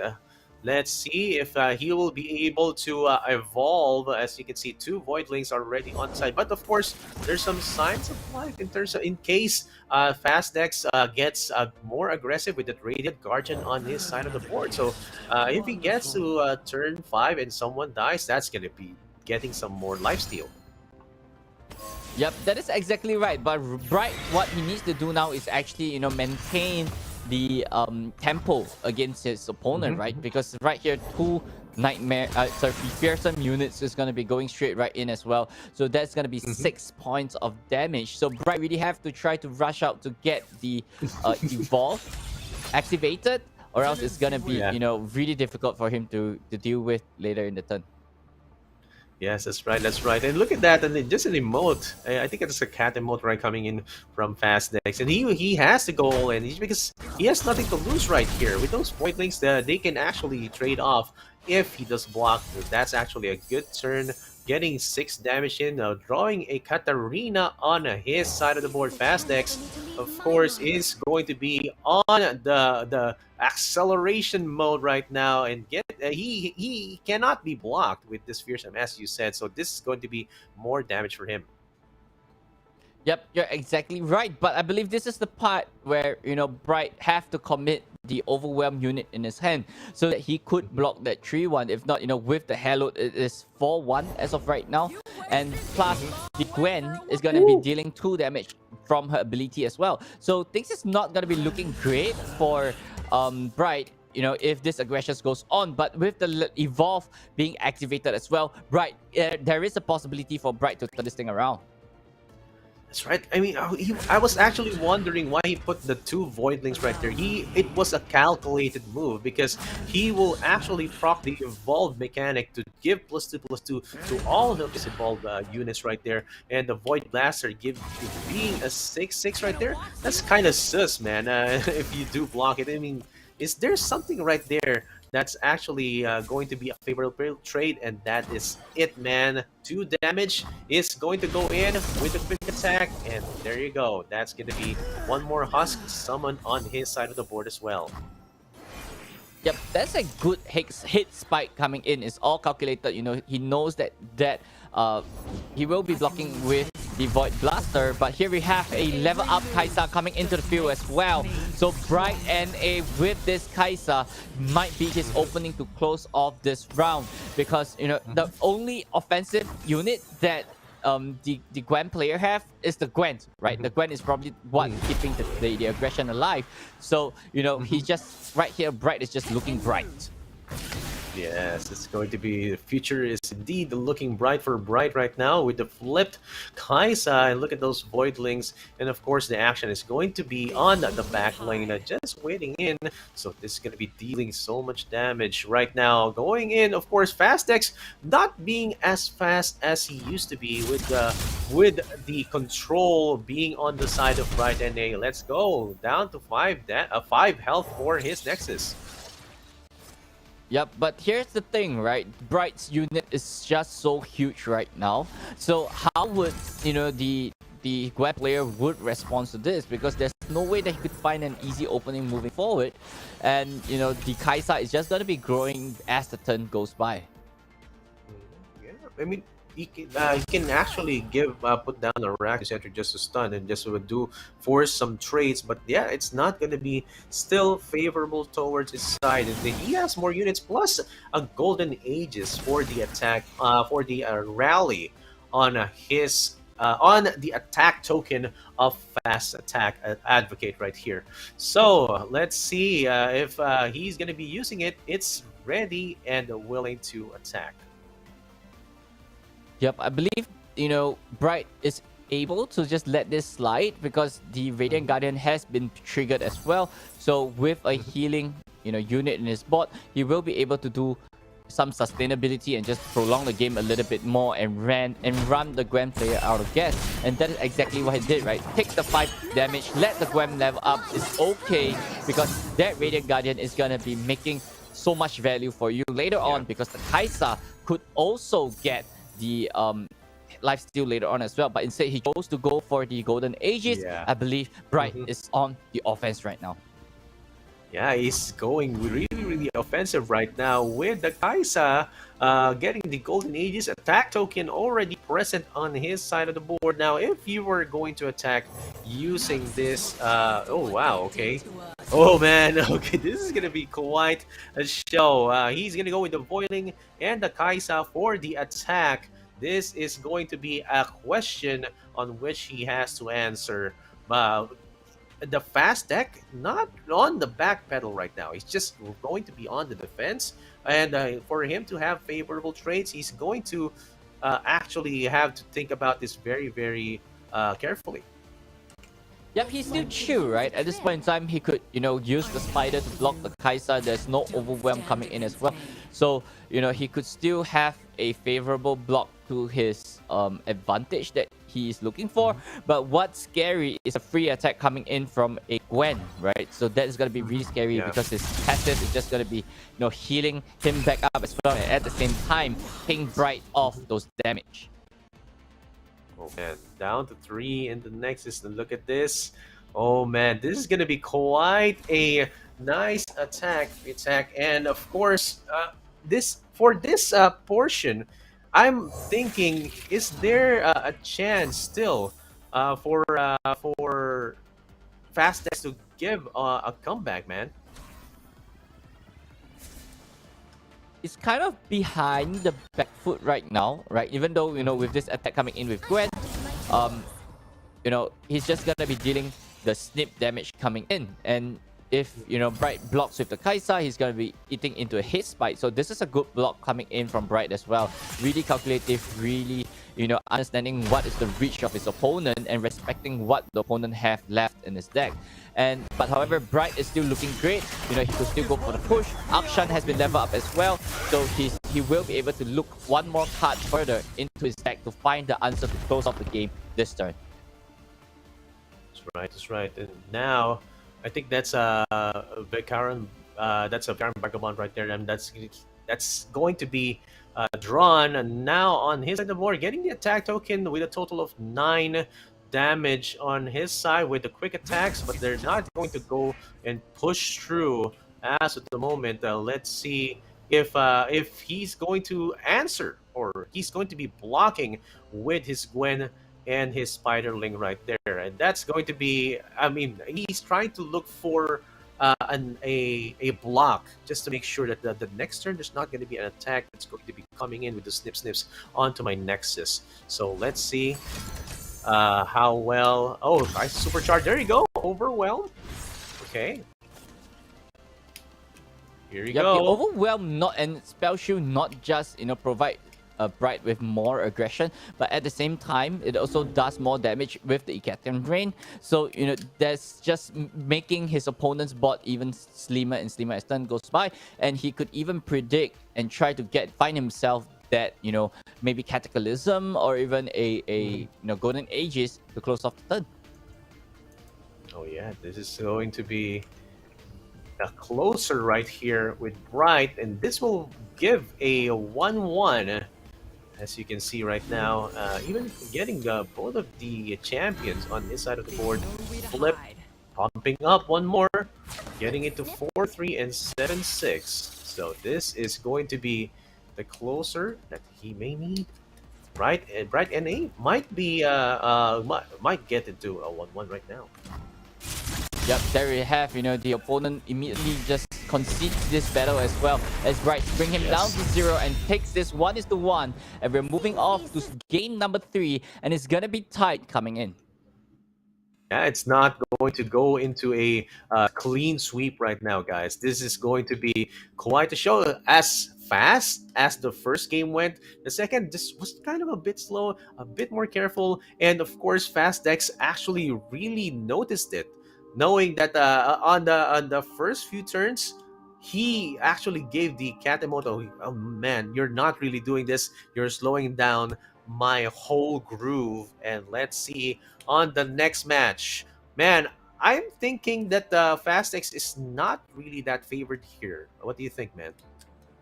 Yep, he's not exactly favored in this matchup, but take a look at his hand. 2 Phantom Butler, and that could change the whole game. And start off with a host as well, so he could even go for 2 damage opening as well. So the aggression is gonna start as early as turn 1. So here's the big question: how is Bright gonna control all this? Because the Butler is gonna be doing so much damage just with the fearsome tech all by himself. Yeah, that's right. And this is a lot of damage on the board of Fastex right now. Boister Souls, the Butler with Fearsome as well won't be blocked. Another Butler with the 3-1 right there, and you can have you can actually just put down another Petricite, but of course that's not going to be able to block the damage that's going to be coming in with it's a total of 6. So Boisterous Host will come down now. Of course, if it's going to be the giving hollowed down the line to the first attacker, and the order, is this the right order, Moonboy? At this point in time, it's not really about order because the halo is not being triggered as well.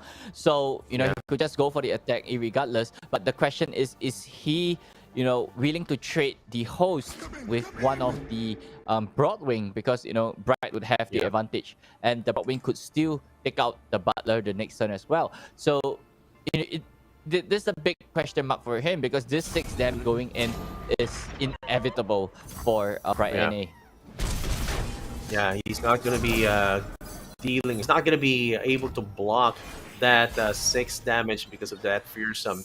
Now on the next turn, I mean, it's going to be Esmus and getting a challenge just to be able to remove those 3 ones. It's going to be a 4th trade, as you can see right here, and this is going to happen. But one of the Petricite Broadwigs is going to be able to survive. Yeah, so at the same time, he's only dealing 1 damage, but the bot is what matters, right? But, just because Bright NA went for this attack, it allows his opponent to play the Gwen this same turn, and the snip is going to be activated as well. The halo is just going to be starting to stack, so it's not looking good for Bright NA as the turn goes by, and he have to be the only way that he could remove the Gwen the next turn is likely going to be the concerted strike, but he could not have enough point of damage to take up the Gwen. Yeah, there's not going to be enough damage, and there's no specific answer to go in with this. And you can see the Gwen is going to deal a total of 8 damage on the Nexus of Bright NA. And looking at this side of the board, there's not a lot of units right there. There's only 1 Arachnoid Sentry on Fastnex's hand to possibly put down. But still, I'm still hopeful as to Bright NA's situation right here, because as you can see, he can actually put down an Ibex or a Tarek after the attack resolves. Yeah, but I mean, what Bright NA wants to do now is to widen up his board, right? He needs a good defense against his opponent, and he just have to block as much damage that the Gwen is trying to throw at him. So it's gonna be starting off with an Ibex and then follow up by a Tariq this turn, and there's nothing much that the Gwen player could do. Take a look at his hand, right? Harrowing is probably his best play, and he's probably saving it for a finale moment later on in the late game. I am here. Oh man.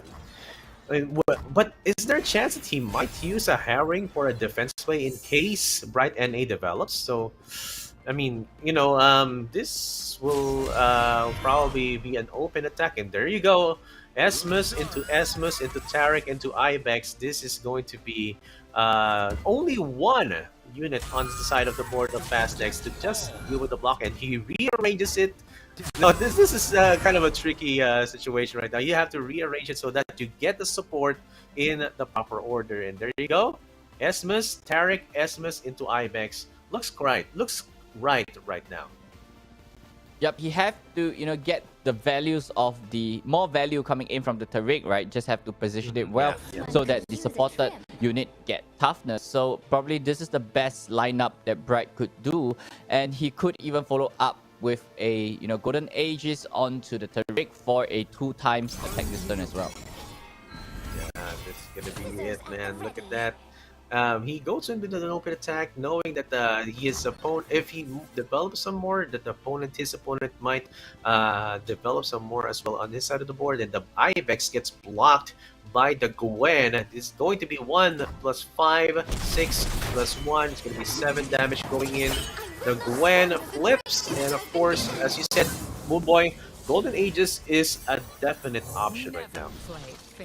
Yeah, but if the Golden Aegis fire off onto the Tariq, right, that also means that a Reckonoid Sentry is so valuable this turn because, he could just stun the Tariq and not allow him to have another attack after this as well. So it's all down to Bright. What is he going to do this turn? Is he going to just play the Lauren Prodigy and just hope for, the opponent actually spend this 3 mana away so that the Reckonoid Sentry could not be a problem for Bright? Yeah, I mean, this is going to be the question right now for right. So what is he going to do? Will you just put down the Lauren Protege, or will you develop? And what are the chances of the opponent, or if your opponent will be having a block right there, or will be having a stun right there? And look at that, he passes, and this might be a pass on the Golden Ages. So I mean, if you were on the position of fast attacks, you would actually take this, right? Yep, I mean, that was a good pass coming in from Bright, right? Just forces his opponent to react. And right here, the Gwen player is really behind in terms of bot state. So, he's forcing him to do something, but instead, passing here is fine. He's just wasting Bright NA's mana at the same time. And this attack coming in as well, the Katarina is going to be bouncing back, is going to be leveling up as well. So, he's going to have multiple attacks this turn if Bright NA, didn't block carefully. Okay, there you go. Gonna get some snips right there, and of course the Katarina will be able to flip and again get some rally in, right? So that's going to be a good cycle of attacks coming in from the side of fast attacks. Now on the side of the board of Brian NA, he's gonna be defending, and he might actually use a concerted strike. There you go, and he targets the Gwen on the side of fast attacks. That's going to be effective. Now, how is fast attacks going to be handling this? Will he be using using a spell to draw, or will he be using another spell to bring out the husk? What are his options right now, Mugoy? Well, Glimpse Beyond is likely the play, right? But I think, he wants to take out the Esmus so that, not much value could be produced with this Esmus as well. So probably that's what he's looking for. He got a Husk, but, he's still lacking in terms of bot state and options. So I believe what's going for is likely going to be a harrowing play to close off the game the next turn. Oh, yes. All right. That's going to be quite a show right now. Of course, for the next turn, harrowing, and there you go. He goes for the Glimpse Beyond on that Husk, and let's see what he's gonna draw on Bright. And he said, "Oh, Katarina again." Oh wow, amazing draw right there. But not really what you need. You have to get some more units in on your side. Maybe another Gwen or not Katarina. But yeah, he's gonna go for it. More damage is equal to a free ping on his side. He doesn't actually have to deal the attack or do the attack right now, but with the zero cost blade right there, that's gonna go straight to the Nexus. Yep. So even the thing about Katarina is that it does have a lot of aggression. Yes, his support, like the Kata player, get to have another attack this turn, but the Tariq is in the way. Right, the Katarina can't do anything, and even if the Katarina goes for the attack, she's gonna be bounced back, and that just leaves his bot empty. So he might just go for the pass here, and there's nothing that the Katarina player could do this turn. Yes, that's gonna be just a blade going into the Nexus. That's the more damage, and that's more fun as well. Now, course, end turn, and the next turn is going to be quite crucial for Bright NA, because that's when he will have a possible open attack. But there you go, Vile Feast going in just to have a chump blocker on his side. Yep, and I believe there's nothing that he could do right now. He has to pass turn back right to Bright NA, and I believe Bright have a really good over attack this turn. Right, so he got the units advantage as well. So this way, Bright is just going in for the offense and just trying to blast him down and just remove his bot state as of right now. Yeah, this is going to be quite a nice open attack for a Bright NA, and now it's looking like still he has the advantage, and you know, as you said, on the next turn a harrowing would be actually really crucial for a possible finish. So this is also a crucial turn, and this might actually be the Aegis turn that we were waiting for in the few turns ago. Yeah, this is definitely the Golden Aegis turn, right? Bright have to go for the push. This is probably his final turn. If he's not gonna do anything this turn, the harrowing is gonna be so devastating for him the next turn as well. But I mean, he do not know that his opponent have harrowing, but he would expect or even anticipate that the harrowing is definitely coming in. And there we have Tariq going in for the level up as well, and Bright is just looking good with this attack. Yes, looking good with that attack, and of course, look at that. 3 damage from the SMS is going to go in, and there you go. And the harrowing, it's actually kind of a telltale, right, Moonboy? If you're tracking the hand of your opponent and one of those or 2 of those cards are not moving, probably they're expensive, or if your opponent's actually using like a right execution, they're actually waiting for the perfect turn to use that. Now on the side of the board of Fast Decks, he actually uses a harrowing and gets the attack token. This is really a very intimidating board right now.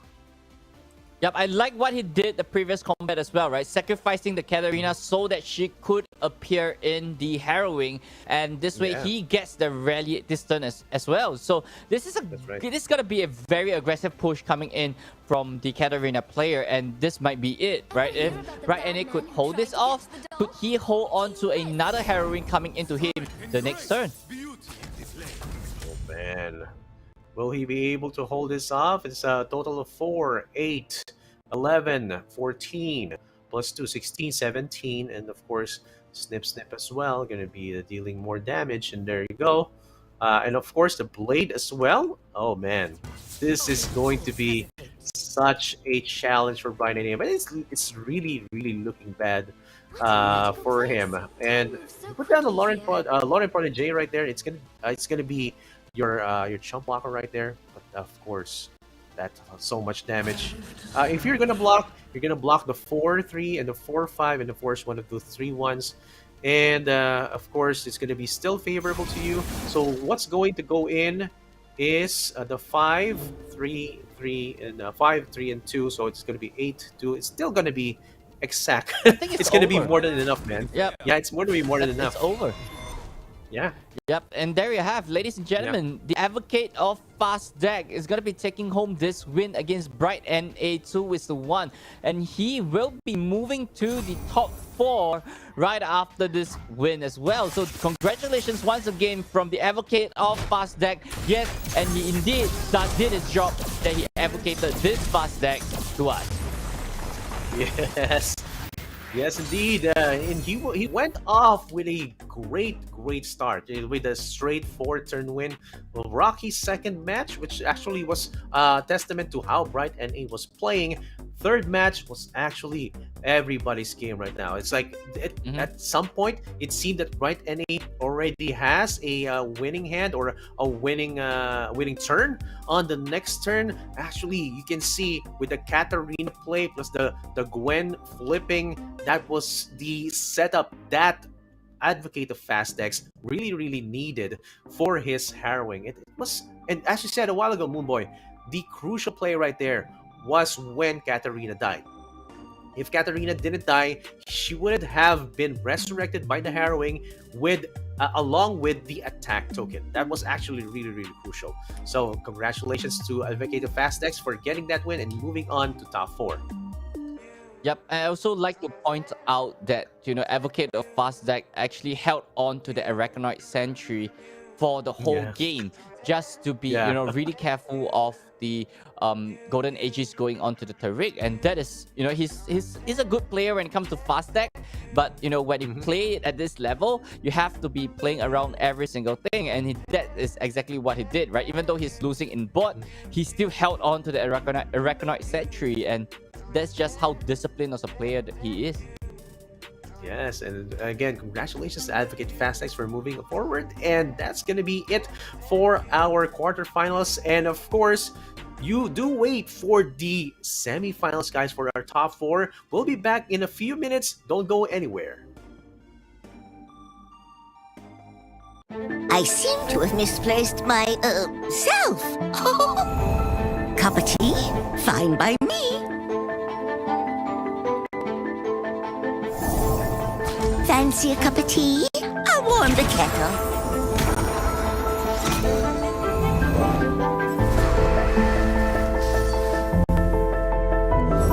Hello, Yumi. I'm ignoring you so you know I'm mad you left. Bless my socks. Aren't you just a sight?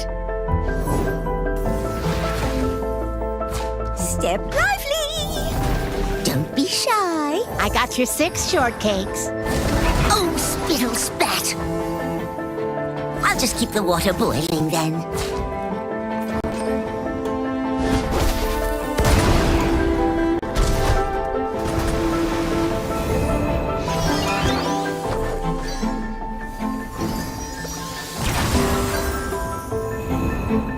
Portals, portals everywhere.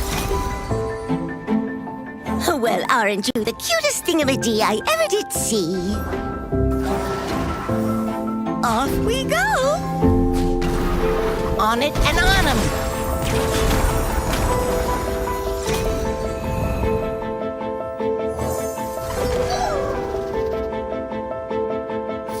Oh, the suspense is terrible. I hope it lasts. Portals, portals, up and down and all around. I think I'm quite ready for a new adventure. Dearie me.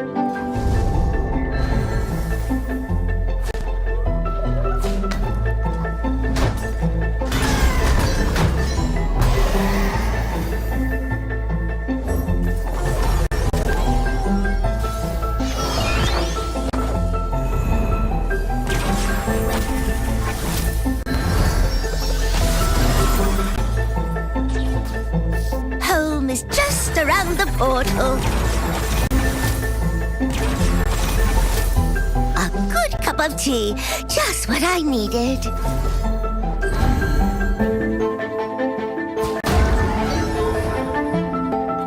A journey's end is just another's beginning.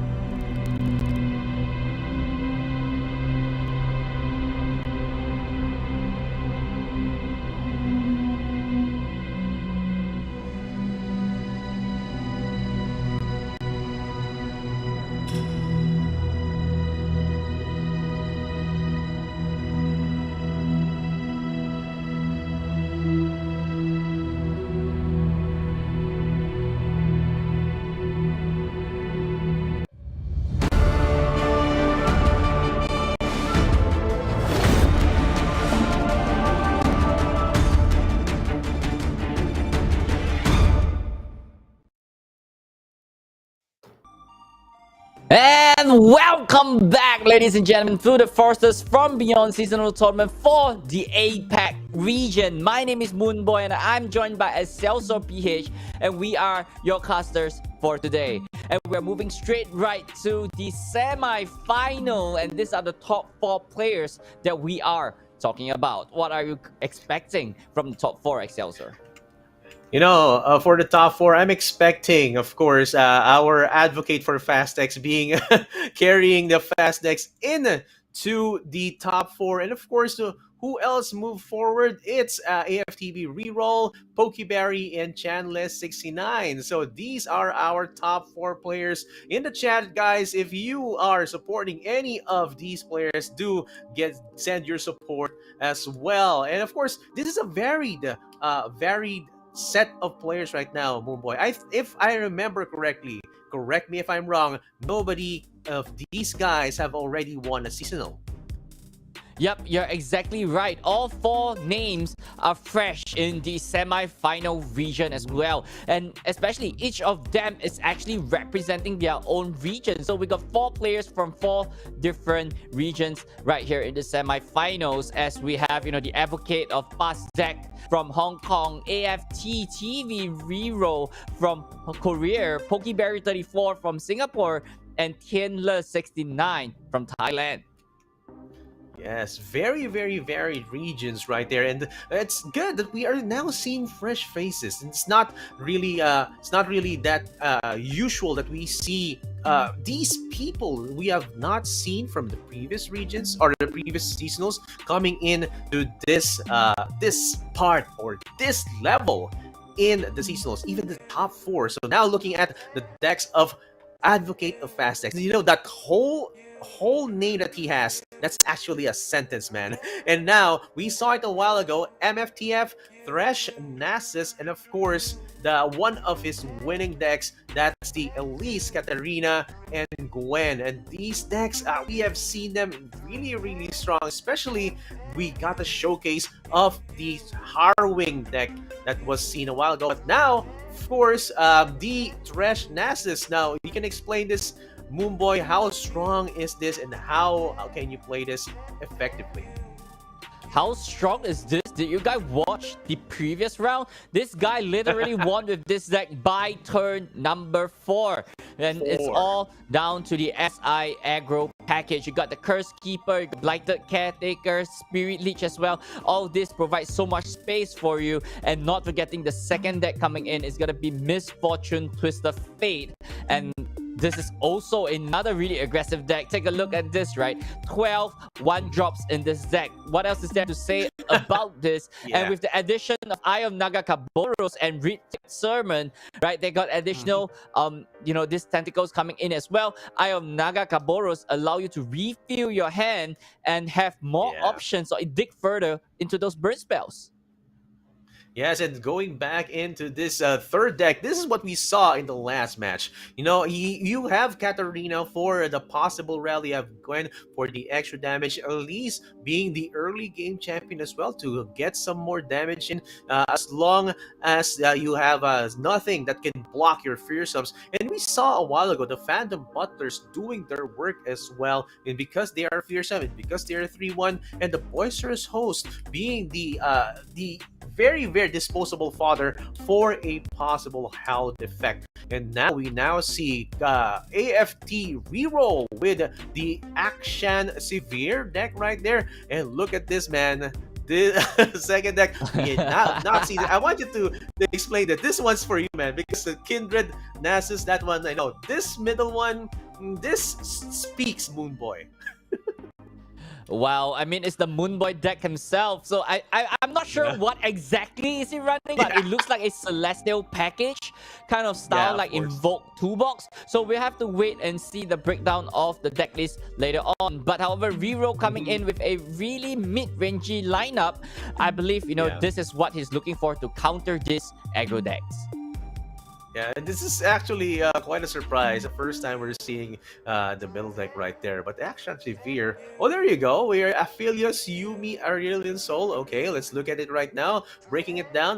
Fleet Fighter Tracker. Okay, early game. Naruto Springer. Okay, going to get Mountain Goat, Petricide Broadwing. Oh, it's a bit heavy on the early game as well. And there you go. You can have mid game control or mid game control as well options. Man, I'm not seeing how this would work. It's kind of mid gamey, not necessarily. It's like Aurelion Soul is like an after effect right there. Yep, but it seems like, it's dragon focused, but at the same time, it's not a dragon deck, and it's all about, those units, right?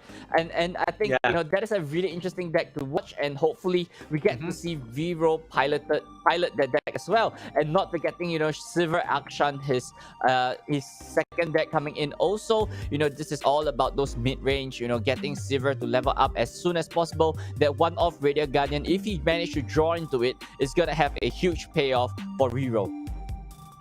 Yeah, this is gonna be such a good deck to watch out for. Yeah, Action Severe is actually being used in the ladder as much as also you have seen it sometime like in the previous seasons as well. It has popped off, but actually has fallen off into the lower meta tiers as well. But now, of course, Kindred Nasus bringing it back and getting those slays, or maybe possibly slaying the competition, even getting into the top 4 right now. And you can see, of course, it's going to be a bit fast as we have seen the Nasus stretch a while ago. But of course, when it goes into around turn 5 and turn 6, turn 7, and so on and so forth, you can get a bit of control as well. As you can see, there's also 2 pieces of Rite of Negation. There's Quicksand right there, only 1. But of course, the whole mechanic right here is to make sure that you get the aggression on, and if you don't get aggression on early in the game, you can have control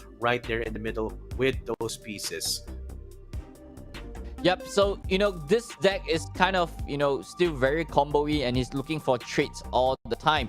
And in the new edition with Hate Spike, and stacked together with things like the Undying, is gonna be so fast that he could level up or even stack onto the Nessus as much as possible. That's right, that's right. So let's see which of these guys will be moving forward to the finals. It's again AFTV Reroll versus the Advocate of Fast Decks. There's not a fast name right there. He really wants to advocate fast decks. That's the whole name right there, man. It's a whole sentence for a name. It's not like one namers like Cher or Moonboy or Excelsior. It's a whole sentence. He's standing up for something, and if he gets the championship, that's actually going to be over at the banner. A long name right there, a whole sentence on his banner. So let's see if he will be able to overthrow AFT Reroll, because this looks like quite a match. They're like equal footing with both of these decks, and with the Moonboy deck that he carried right there, that's kind of a bit of a spicy deck that he's carrying. Yep, take a look at the decks of both players once again. It's going to be mid-range against aggro for this matchup. And, we have seen Advocate of Fast Deck, did his thing in the previous round. We have not watched Reroll yet, but do not slack on this guy, because this man right here, he has been winning a lot of community tournaments by himself as well. So this guy is not a guy to be reckoned with, and especially with this kind of lineup, he managed to climb all the way to top 4, and with a really spicy list in his pocket as well.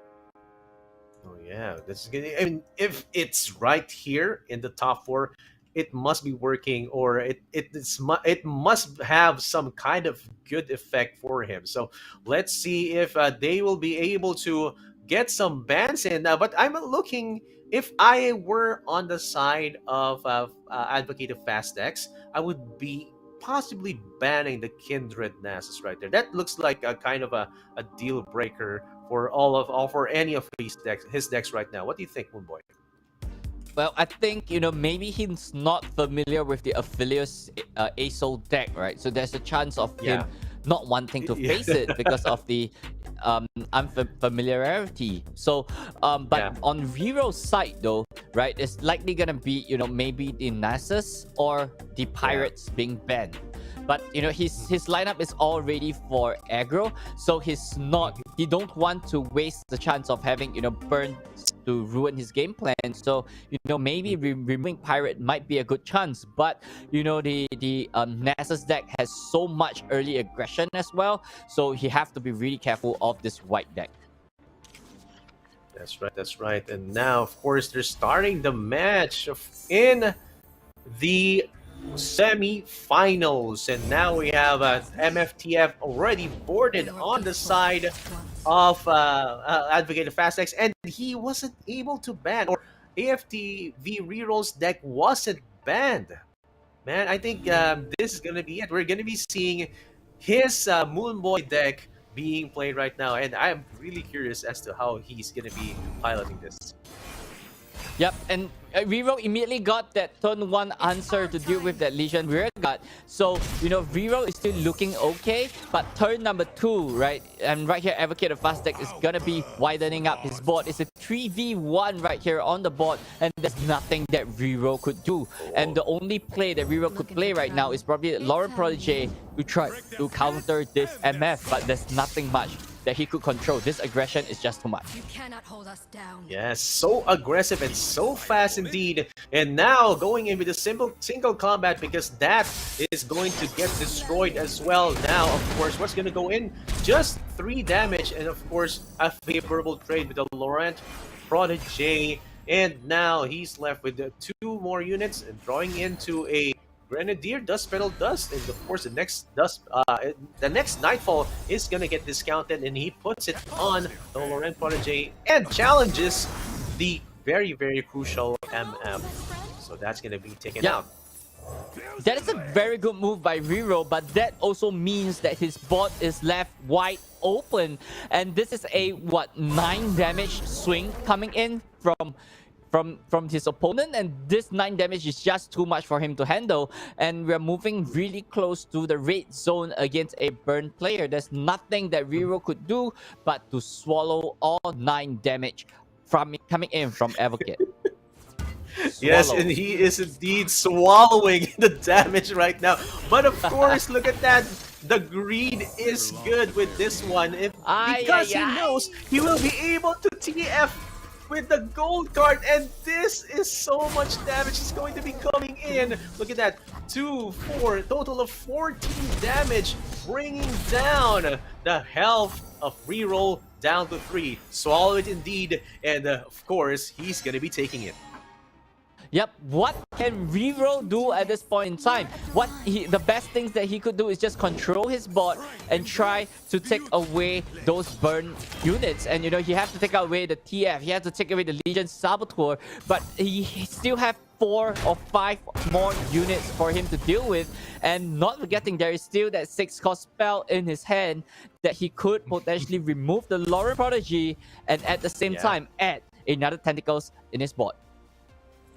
That's right. And there you go. Reroll surrenders with that huge turn. Of course, he wasn't. He was not getting greedy there, Moonboy. That was a very calculated move with the Saboteur being put down, and of course, he knew there's possibly 1 unit that's going to be put down, and the gold card was the clincher to stun it out and just pull in or get in all that damage with a full board.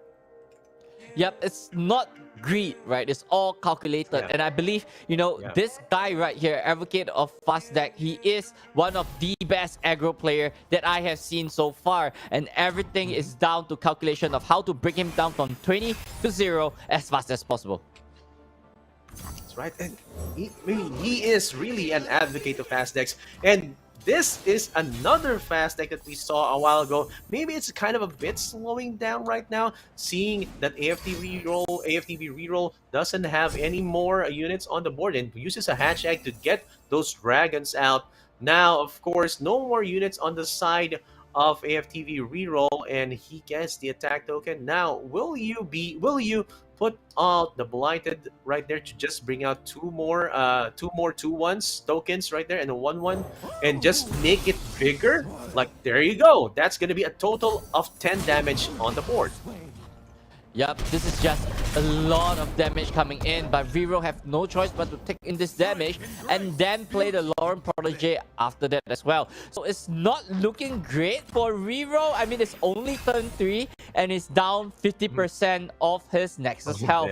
And you know, the only play that he could do, attach the Yuumi onto the Lauren Protege, remove the Abomination, and there's nothing much that he could do to, you know, sustain himself a little bit more.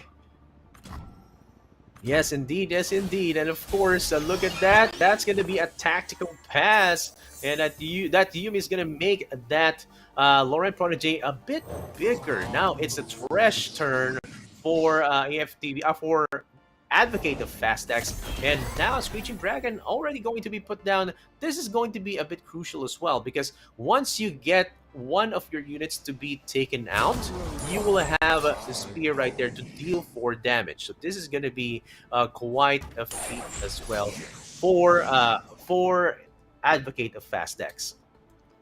Yep, and not forgetting, right, this Thresh really made it very awkward for Vero to go around. And with a Black Spear in his hand, he's able to remove the Lauren Protege away from play this turn if the Abomination dies, which is possible because the Lauren Protege is going to block it.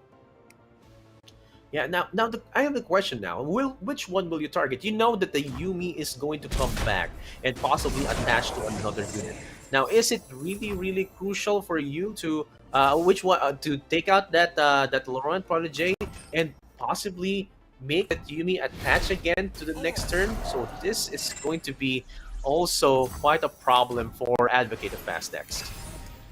Yep, but if you want to go for the attach, you actually need to spend another 3 more mana. And, you know, Vero got this kind of question. He must have having this question going on in his head. If I spend the 3 mana on Yuumi, that means I'm having 1 less unit on the board to defend against what my opponent is going to throw at me. So he have to play really calculatively. And, you know, maybe this might be the turn that Vero drops down that Aphelios. Man, this is going to be quite a show right here. Screeching Dragon is being buffed up with the Brand Sculptor right there, giving it tough as well. Now a lot of options still for reroll side. You know, he has also combat tricks that he may be able to use to control the board. But then again, of course, looking at the side of Advocate of Fastex, he doesn't have a lot of units to work with right now. It's kind of a bit of a problem for him. So look at that. That Yuumi is going to attach to the Screeching Dragon. This is going to be a possible favorable trade.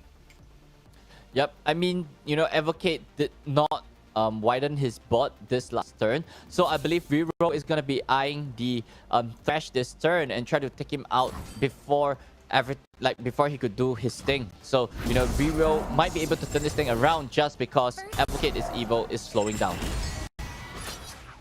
Right, that's right, and there you go. He challenges that Thresh, and that's going to be taken out. Now, what can you do if you were on the side of Advocate of Fastex? You can actually use Eclipse Beyond, that's right, and get some more options for you now. Look at that. Double Rite of Negation, double Glimpse of the Beyond, and a Vile Feast on hand. And there you go, just to make sure that Screeching Dragon doesn't get any bigger with the Fury attached to it. So now, let's go. Yep, I actually like this, you know, Glimpse Beyond coming in. Like, this actually opens up his play by so much. He got himself a Curse Keeper, and he's gonna continue digging, and he found himself a Nessus. And if I'm not wrong, that Nessus is about 3/4 away from leveling up as well. So it's gonna be really difficult for Vero to deal with. But 2 Hushes in his hand, he got every single answer for the Nessus. Yeah, dude, this is quite a hard place to be in.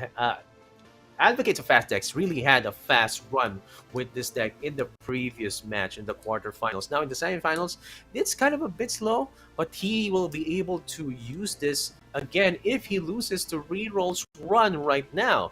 Right, but of course I'm speaking a bit too early because look at that Nexus. It's already down to 8 from Reroll side, but 20 for Advocate of Fastex. But looking at his hand again, it's still a bit running light on his side of the board. So man, he has to maybe put down some more threats or some more blockers right there on AFTV reroll side, just to possibly get, oh wow, a Hush right there, and then a Philios. Oh, let's see what moon weapon he's gonna be getting. The moon rises. Yep, it's gonna be the one. Infernum is the one with the lifesteal, I guess. So, you know, no, sorry, Severum is the one with the lifesteal. So, you know, he's going in for a really defensive push. And this Hush onto the Cursed Keeper, not allowing him to have the Abomination on the same turn. So this way, you know, it's really awkward for Advocate of Fast deck. This way, he's one less unit away. But, you know, there's nothing much that he could do. He could still get the push, but it's only 2 damage distant. Yeah, 2 damage, man. That's that kind of hurts. He had a huge swing turn right there early in the game. Now he can only deal a bit of chip damage, but it's okay. That's where he's headed anyway. So he's trying to get some more damage in. Maybe put another unit right there to get a Sand Soldier to get more damage in. But okay, instead he goes for a Vile Feast so that he gets a favorable, or he gets an elimination on that Aphelios.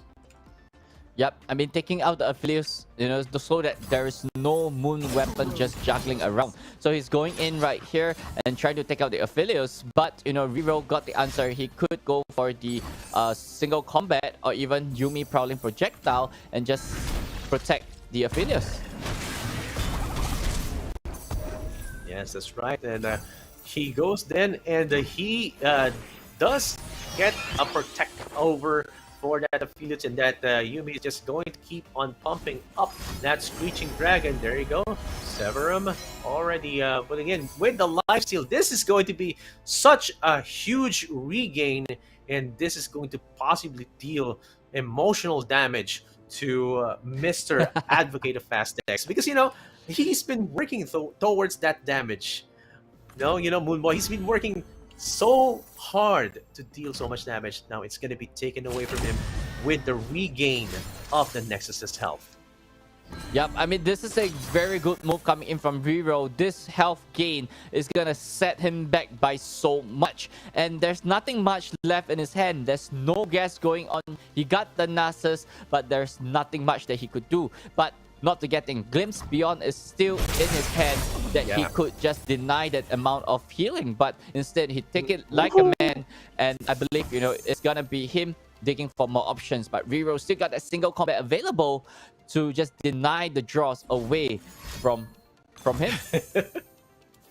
Dude, it's like, you know, you're gonna do something, I'm gonna do something better right now. That's what Reroll is going to show you. And he's gonna go back to full health like nothing happened.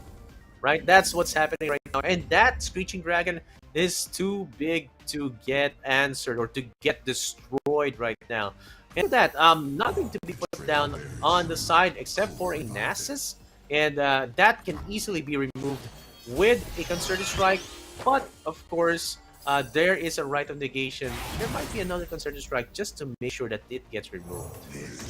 Yep, but at this point in time, it's not looking great for Advocate, as Reroll managed to just turn this thing around with those lifesteal. And yes, he's still trying to get his hands onto the Aphelios, but this Nasus is not gonna be making too much of an impact this round. Right, look at that. Fresh Nasus, the once the king of the seasonal playoffs, is now kind of a bit too slow, and with the setup right now. And you know, if I remember correctly, Moonboy, the finisher of this deck is usually Atrocity, right? If not doing some huge damage from the board, the Atrocity is the actual finisher. Yep, you're exactly right. But, you know, the Nasus is not big enough, as Reroll health is just is so full right now. And even a level up Yumi is just gonna hurt him so much more. And I believe now is the time for him to just scoop it up. Yes, exactly what he did. He just scoops it up, let the round to go to Reroll and play it again in round number 3. Because there's no time, or there's no way that you could turn this thing around.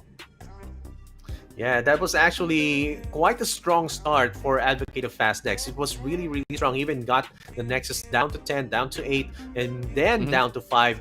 But, of course, FTV Reroll just came back with a huge huge comeback with that lifesteal on the Screeching Dragon. That was actually the thing that I was worried about. Even if you kill or if you take out the first unit right there, the Laurent Protege, it could still be the Yumi could still attach to the Screeching Dragon to get the benefit, to get the additional attack, the additional stats, and it scales up down the line. So that's what happened on game 1. Let's see what's gonna happen on game 2, wherein of course you're gonna see Advocate of Fast Deck still use the Nasus Stretch deck, and on the side of what is AFTV reroll gonna be playing now, good boy? This is the Silver Akshan, and this is game number 3. Ladies and gentlemen, the winner will be proceeding straight right to the grand final. So everything is on the line for these two players. And looking at the hand right here, right, Advocate have a really slow start. Yes, there's nothing that, you know, the Caretaker could use as a sacrificial outlet, but Vero got the turn 1 to 4 all lined up, ready for him. That's right. Now going in to the next round, Akshan is actually going to be going to have an easy way out right here. And Merciless Hunter gets to the Bakai Reaper. That's going to be a favorable trade yet again. But let's not forget that there's going to be a possible removal right here. And there you go. This is it. He goes in and targets the Merciless Hunter instead. So again, the Black Spear is going to be already online, so it might be used to remove that Akshan. Yep, but Vero is just, you know, telling Advocate who is the faster deck right now, right? Because looking at the bot state right now, Vero is just looking fine. But in here comes the Blighted Caretaker as well, as he's immediately removing Akshan away from the field. Yeah, there you go. Remove. Oh, wow. Look at that. Akshan becomes a 2-5 right now, and it's going to be preventing any removal. But again, still, Black Spear is still online, still an option for the removal. And of course, no more mana is going to be worked with, not even a Sharp Side, because that's not going to be enough. That's going to be Akshan 1 down, but there's still a second Akshan that's going to be coming in on the next turn. Yep, Vero is totally fine with that Akshan going down, but you know, he's just burning or draining his opponent away from his resources, so there's nothing much that he could, like, you know, he knows that there's a Black Spear already used, so you know, Vero literally know what is happening and he's controlling it really well against his opponent. Yeah, that's right, and look at that. Advocate of Fast Decks is actually going in with the double champion play right here, and he has the attack token, so he's going to be controlling the board right now.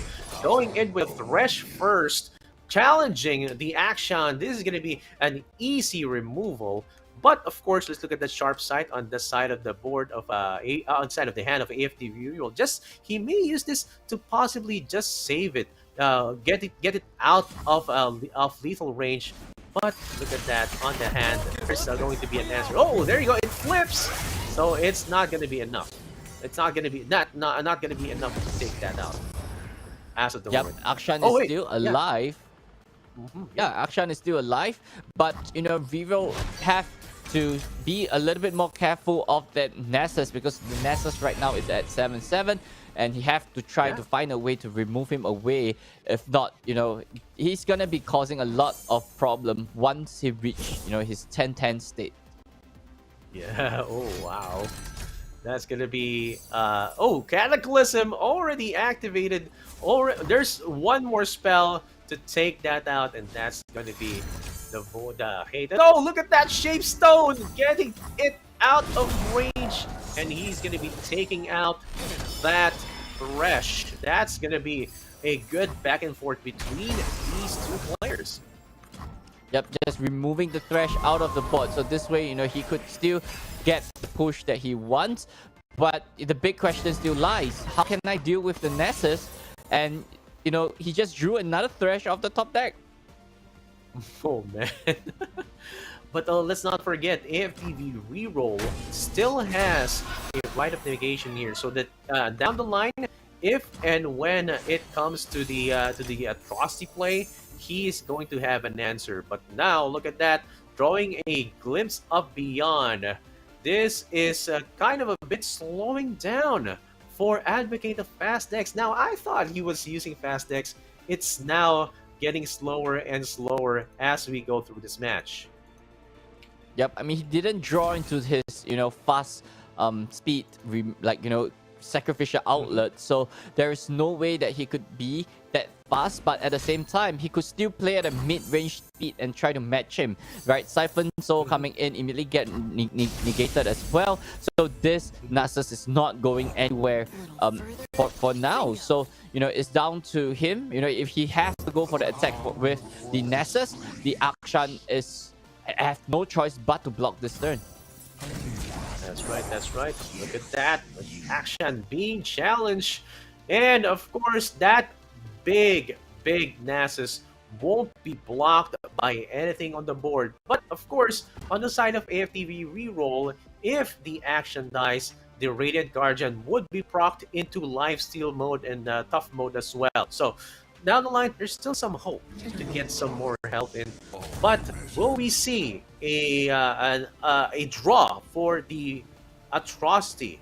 So that's going to be something to top deck for now. Yep, I think Advocate of bad decks, he's thinking if he should attack with the Nasus because he's afraid of things like Shape Stones or even a or even any buff that could bring that 2-1 up to 3 damage. But I don't think that he have it. He's gonna be, taking this 9 damage straight right in. As what you mentioned, the only win condition for him right here is definitely gonna be that atrocity. And so he have to dig a little bit deeper and try to find that card to seal the deal. That's right, and I think this is gonna be another fount of power drawing in and giving some discounts. Petrified drawing is going to be summoned, and maybe there you go. He's gonna be sacrificing. Oh, dude, the leech. He's trying to dig more deeper and deeper into his deck to get to possibly get his own atrocity. This is quite a play right now for Advocate of Fast Decks. He's digging, he's really trying to find that atrocity to seal the deal. And, he still have units to actually block against whatever that Reaver is trying to throw at him. And at the same time, he's actually still growing Nasus. So, that Nasus is going to be really nasty as the turn goes by. Yes, that's actually a nickname for Nasus. Nasty. That's good. Nasus, the nasty. And then now, of course, he can actually use a Glimpse Beyond for whatever unit that's going to be blocked by that's going to be blocking Radiant Guardian. There you go. Goes in with a Cataclysm for a free attack. Now, this is looking quite juicy because you can actually use Cataclysm, or rather, Glimpse Beyond to block that attack and get that lifesteal.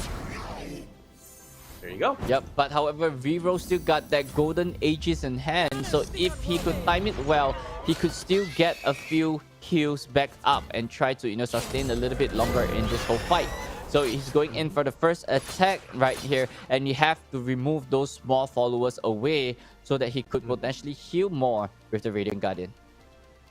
Yes, there you go. Radiant Guardian giving it a +4, possible +4, bringing it up to 16 with this attack and bringing down the Nexus health down to 10, possibly with that lineup or with that order that he's trying to set up. So let's see if AFTV reroll will be actually using, as you said, the Golden Aegis just to get some more health back in, to get it away from atrocity range. Yep, and immediately going in for the Black Spear as well, just removing one of his units so that he could still protect one of, the 1-2 on his bot. So, and at the same time, while defending, Nasus gets that level up. And with more units on the bot, it just discourages reroll from going in for the second attack. Yeah, this is quite a back and forth, and going in with another Thresh, and there you go, Blighted Caretaker widening the board. He knows that AFTV reroll is running out of option, going in with the Baccaran Vagabond just to get a Warlord's Palace out. There you go. No more blocking. No more blocking right now. So reroll, no more blocking. Get that 17 damage, and that's gonna be it. Fast Dex and Advocate of Fast Dex gets into the finals with a 2-1. Not so fast on the third game though. It's just going to be not quite enough mid-range. It's okay, and he didn't even need an atrocity to get to the finals. That's gonna be it. 2-1 for him. Yep, that's a really good play. Once again, congratulations to Advocate of Fast Deck. This guy is really good. Even though the deck is not moving as fast, he could still play it to the optimal level. And he's constantly digging for the atrocity, but I think, he don't need it. And I think the play of the game is definitely that Black Spear, trying to save his one drop right there, and so that he could still have a positive, blocker against his opponent. That's right. And with that, of course, look at that! Pokeberry, the favorite over in the chat, gets out of the game. And in goes Tianle69 from Thailand, and he's going against Advocate of Fast Dex from Hong Kong right now. This is going to be quite a match. We haven't seen Tianle69's decks in the previous matches, Moonboy, so this is going to be quite a surprise. Yep, we have no idea what Tianle's lineup is, but beating Pokeberry 2 is one that is not easy as a player. So that is gonna be a really interesting grand finals later on. We have Advocate of Fast Deck. He's a master when it comes to aggro decks as well. So it's down to Tianle. How is he gonna answer Advocate? Yes, that's right. Will it be Advocate of Fast Dex, or will it be Tianle69 for the finals? Let's find out after this short break. And when we come back, grand finals of the Forces from Beyond Seasonal Tournament APAC. See you guys soon.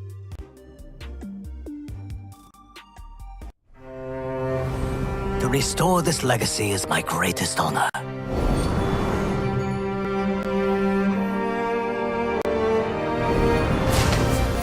There's so much to learn. How will I know when I'm ready? Even as a so-called master, there is so much I do not know. Good. A clear mind.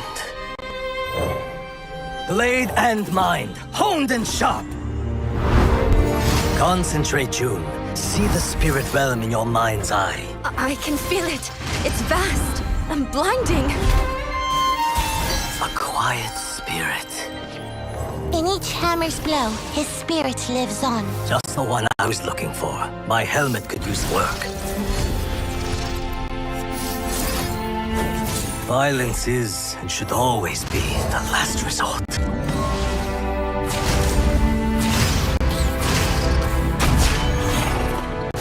Hope lives in the edge of my blade!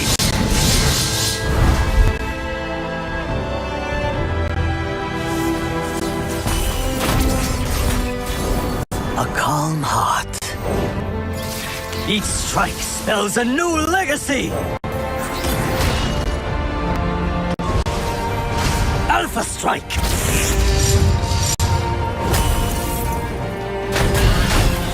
Form before strength.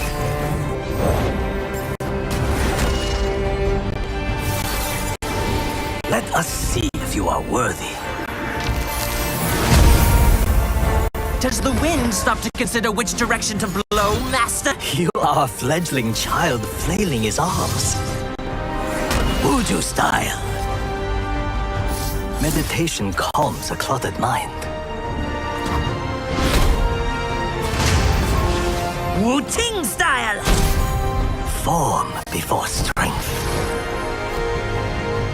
Show me your skill. Come now, is that all? Our opponent was worthy, but inferior. My lesson is complete.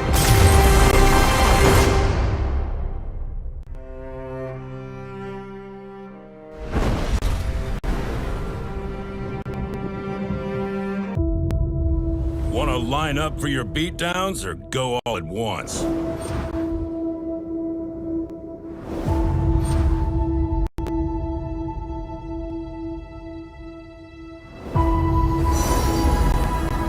Think you could fish up something to eat after this battle? Catch and release only! Do you kill everyone you beat?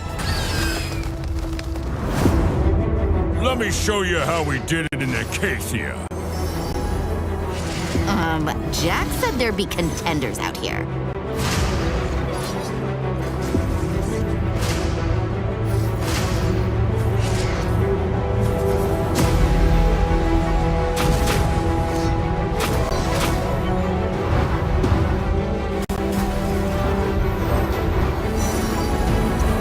Just me, or did it get a lot scarier in here? Huh? No, Jax. I'm on your side. Don't worry.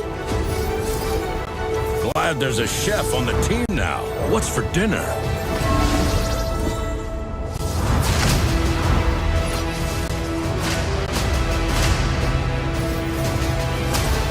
You got nothing I can't handle.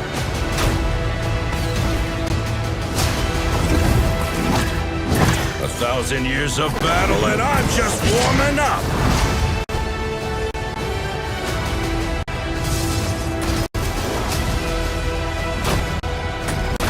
Corregin, I'm Halvaligra!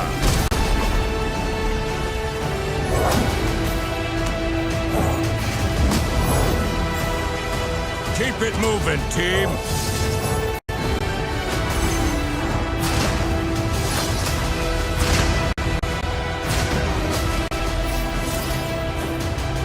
Today, we stand.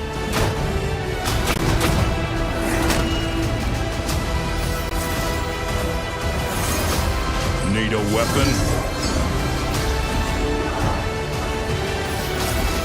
You're gonna want to watch this. Winning never gets old.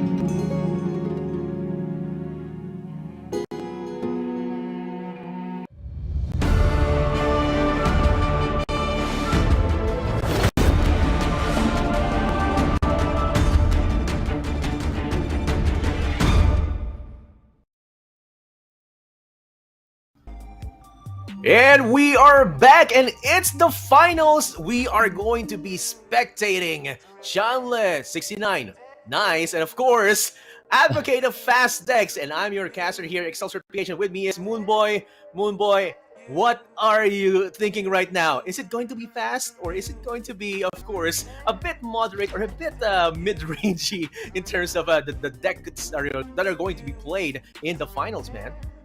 I expect to be a really fast finals. The advocate of fast deck. This guy is just a master when it comes to aggro deck as well. So, when it comes to him, don't expect a game that's gonna be turn 10, right? It's probably gonna end by turn 8.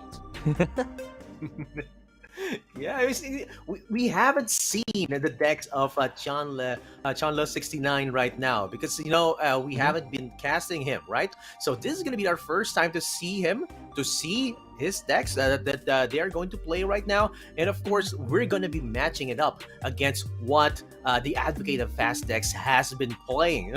We're going to call him the Advocate of Fast Decks. It's like in third person. It's like that's his whole statement right now. And maybe after this, we're gonna be seeing more advocates of Fast Decks over at the next seasonals if he does get some wins. But of course, he has to thwart, of course, Chanle69, which has had a good run as well, even defeating Pokeberry 34.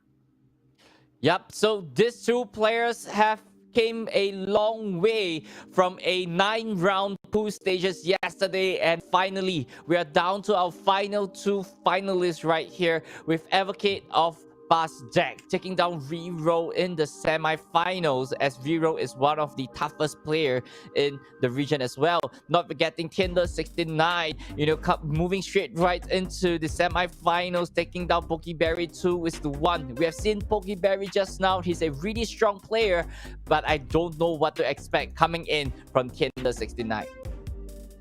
Oh yes, that's right. So let's see if there will be something that Chanle is going to be carrying, because he beat Pokeberry, man. It was not a straight up sweep, but it was a stalwart effort on the side of Pokeberry just to stave off with one win against Chanle69. So again, this is the finals, guys, and if you're just watching now, again, of course, beyond playoffs for APAC, right? So this is the culmination of this tournament. Going back to the decks that have been played, we have seen this time and again. You know this. This is the MFTF, Fresh Nasus, and of course, I think was it banned? This the Elise Katarina Gwen on the semifinals, right? It was banned by Advocate Fastex's opponent. Why do you think is that? Well, I think you just don't want to deal with the tempo, right? Because that deck is so strong in terms of tempo-wise. And if he could get the Dancer combo going off, it's close to impossible to stop that combination from doing its thing. And if, but this whole lineup is just pure speed, right? We've seen Pyro Aggro, we know what it does, but these trash Nasus, we have not seen this deck around for a very long time, and he brought it back and he gave us a fastest game of this whole event, right? Finished the game by turn 4, and with this Blighted Caretaker, Curse Keeper, these are just really fast and really that's just so fast to build your board so wide that your opponent can't do anything against it. Yeah, and I think the Advocate or the addition of Hate Spike really added some bit of more flavor to it. Even like you get to damage, or you get to slay, you get to also damage the opponent with two damage. Of course, you also get to summon a Husk. So that's actually a lot of value for just one card. And now, of course, we have seen the MFTF very, very consistent as well with, as you said, 12 one-cost units, very, very cheap, and the addition of Eye of Nagakaburos and Riptide Sermon. Riptide Sermon being the one that gets you damage to the unit, it gets you damage to the Nexus, and it makes you summon a spawn. So that's actually really, really versatile, and it's a good cost, a good value for a cost as well. So let's see what his next deck is gonna be.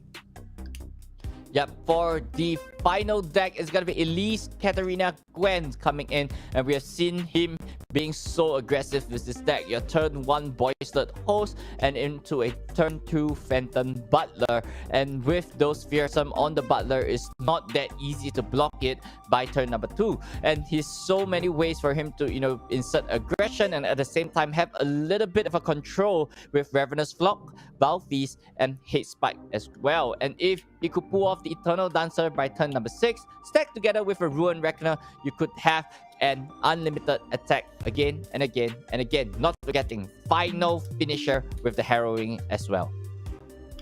Oh, look at this, man. Johnla69 is bringing a Poppy Tarek, Kaisa, Akshan, and the MF Scouts. Really, really different from what Advocate of Fast decks is carrying right now. So again, look at this, man. 6 new decks, 6 different decks in the finals. This is again continuing to be the golden age of Legends of Runeterra with all the various decks that are being played, especially in the finals of the playoffs, man. Yep, you're exactly right, and this is what Legends of Runeterra is all about, where so many type of decks is showcased in this kind of tournament. And Tianle coming in with a very mid-rangey lineup. We've seen Advocate of Evil beat this lineup before. Could he beat this once again? And first off, it's gonna be Akshan Kaisa for his first deck, and it's a pretty standard Kaisa kind of deck, right? Just level up Kaisa as fast as possible, get the second skin on, and let Kaisa do her thing. And if you get your Valor out, and you could even get Cataclysm on a scout unit to get a free attack as well. Yeah, and you can also get a rally with the Golden Ages as well. You have to have this kind of deck because of the new champions as well. You have to try it, guys. And of course, Poppy Tarek, we have seen this before. It is actually a good deck to run, but the way we saw it a while ago, it was the Advocate of Fast decks who had a run against this and won, actually. So this is actually looking to be quite a remake of what Advocate of Fast decks is going to be facing again. So if he got a taste of of his opponent over at the semifinals, he can actually just replicate what he was able to do over at the finals, and he will be kind of had a practice to get into the next match. And of course, MF Quinn, Moonboy. Yep, this deck is no stranger to everyone. It has been around the meta ever since Misfortune and Quinn has been introduced. And it's all about having those scouts trigger again and again and again. And stacked together with the Misfortune, you could level up as fast as 2 turns. So, and not forgetting things like Island Navigator and Maria Warden that could widen up your board really fast as well. Something interesting to take note is going to be the Stony Suppressor. And it's usually useful against really slow decks. So how would this fare about? I have no idea, but it seems like a really familiar deck list that I believe Bright NA was running as well. That's right. And of course, if you want to test out your own scouts, this will be the actual best deck for you to test it out. Like, if you haven't had any experience with scouts, this will be it, and you'll be happy, man. It's just gonna be rolling in the W's. And now we are waiting for the bans. I'm actually thinking, since Advocate of Fast X is already experienced in facing against Poppy Tarek, it might be one that he will not be banning. So looking at it, if it's a bit too fast and a bit favorable in the trades, the MF Scouts will possibly be banned. What do you think about that, man? I think Kaisa Akshan might be the one being banned. I'm not so sure. But yeah, but Scout might be a good one, right? Because you don't want him to pull off any MF shenanigans and things like that. But on the other hand, I believe Tianle might be banning the Elise, Gwen, or even the Pirate Aggro. Like, these two are really scary decks, and you have to pick your poison when it comes to the grand finals. Yeah, and it might be there's a contention here. If you're going to be using, or if Thresh Nasus is gonna be the one that's not going to be banned, it's going to be favorable for an MF Scouts because you just keep on trading and trading, and down the line you can actually do some finisher right there. So I do agree with you that it's either the one on the left or the right. Oh, but there you go, it survives, and the MF Scout survives as well. So this is it. The Advocate Fast X using a Trash Nasus, and Chanla69 is going to be using the MF Scouts. I believe it's Poppy Tarek or Poppy Tarek, yeah, or sorry. Tianle. Poppy Yep. Tarek. So okay. Yep, but I mean Tianle already got that first 3 turns ready and you know, just stand by for the offense that Advocate of Fast Deck could do, right? But Advocate got a really good turn 1 to 3. So if he could keep this up and just put those pressure onto Tianle, things will be looking great for Advocate. Yeah, and look at that, man, putting down the Thirst Keeper with the Ravenous Butcher on his side of the board. Looks quite spicy as well. He can get a lot of value from that, and just force him to trade. There you go. It's going to be the Traveler that's going to grant, of course, after being summoned, grants the Fleet Feather Tracker Challenger as well. So there's the question here. Will you be using the Ravenous Butcher to just pop it off, or will you be using the Hate Spike to just destroy the Traveler? And then if he does it, that's it. He's gonna be summoning a 4-2 Abomination and a 0-1. Okay, so that's a Husk with Impact. Yep, you don't want to deal with the Traveler, right? The Traveler could buff and potentially make things really, really difficult for you. And with the Husk, you could still play your Ravenous Butcher on the same time as well. So this is a really good aggressive push coming in and forces Tianle to trade the Fleet Feather Tracker away. And this way, he's one Challenger unit short against Advocate. That's right, and this opens up the opportunity for Chanla to put down the Laurent Protege, and this will be a favorable trade yet again. I mean, looking at the hand of Advocate of Fast X, he can only has a Blighted Caretaker or a Bakai Reaper that he may be able to put down. But if I were on his side, I think, you know, it's going to be a Bakai Reaper after the fact or after the attack right now. And look at that favorable trade. It will bring down the health of Laurent Protege down to 1. Yep, but this Laurent Protege is going to be making a lot of problem for Advocate just because of the 4 health coming in from this guy. So, you know, it's going to be making moves very awkward, but Tianle has already committed and brought Laurent Protege down to 1 health, and things is going to be looking a little bit better for Advocate because now is the time for him to strike, and he will be removing this Laurent Protege out of the field. That's right, that's right. And now he's going to be using one of the Bakai Reavers as sacrifice to bring out the 2-1 Saplings for a challenge. And he's going to be challenging the 2 other units and pushing in the damage as well. Total of 5 damage right there. And that's going to be such a treat, of course, because that's the whole aesthetic of this deck right now. You have to just push in the damage, and so that down the line, if he is within range, you can actually finish him with an atrocity, or if you are having the advantage of board control or board presence, you can go with that as well. Oh, another Traveler, man. Yep, this Traveler is not gonna do too much impact, and you know, looking at Tianle's hand right now, he's really behind in terms of units. So it's all spells right here, and I don't think that he could do much against this bot. And if he goes for the attack, he's actually feeding more units into Thresh as well. So he got to be really careful what is going into the tummy of the Thresh. That's right, and that's gonna be another flip condition, just putting in more and more into Thresh's appetite right there, and that's going to be a bit hard for Chanla69 to just swallow again. So again, guys, we are waiting for Chanla to finish or resolve this, and there you go.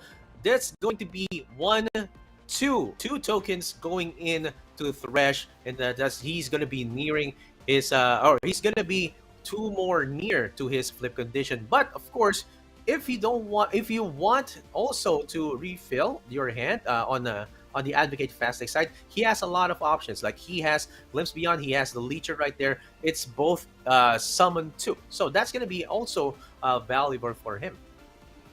Yep, you're exactly right. So, Advocate is still not that far behind. Tianle only have that the Nightfall card for him to actually draw another card. So, and you have to try to dig a little further because he don't really have much unit to deal with the aggression that, the Advocate could push the next turn during his attack phase.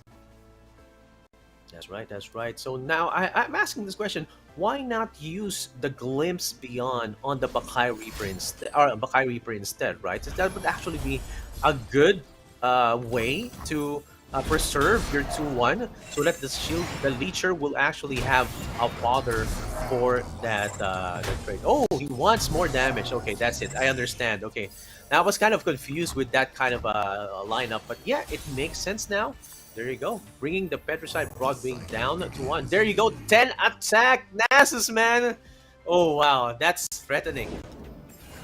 Yep, that's a good Nessus coming in, and there's nothing from Tianle's side that could block this Nessus away. So this Nessus is going to be pushing 11 damage, bringing Tianle down to 1 as the Nessus levels up as well. Things is not going to be looking good for Tianle as turn goes by, as all Advocate have to do is just survive one more turn and go for the swing with the Nessus, and it's going to be game over for Tianle.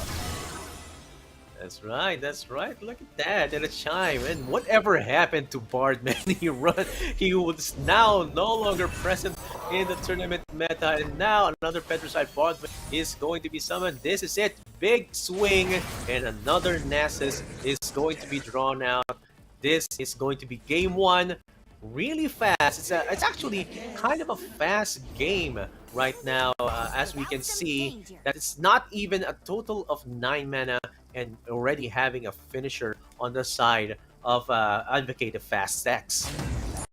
Yep, immediately Advocate in for the attack, just hooking Poppy out of the way as well, as this Nasus is clear for takeoff into Tianle's Nexus. So he just have to commit into an attack and just seal the deal. Yeah, I mean, this is adding insult to injury, man. He just wants to make sure there's nothing that's going to be able to block your Nasus right now. And I'm thinking, what is his thought process that he's thinking that there might be something he may do? Or he just wants to make sure, he just wants to get us maximum damage just for the show, because this is the finals, man.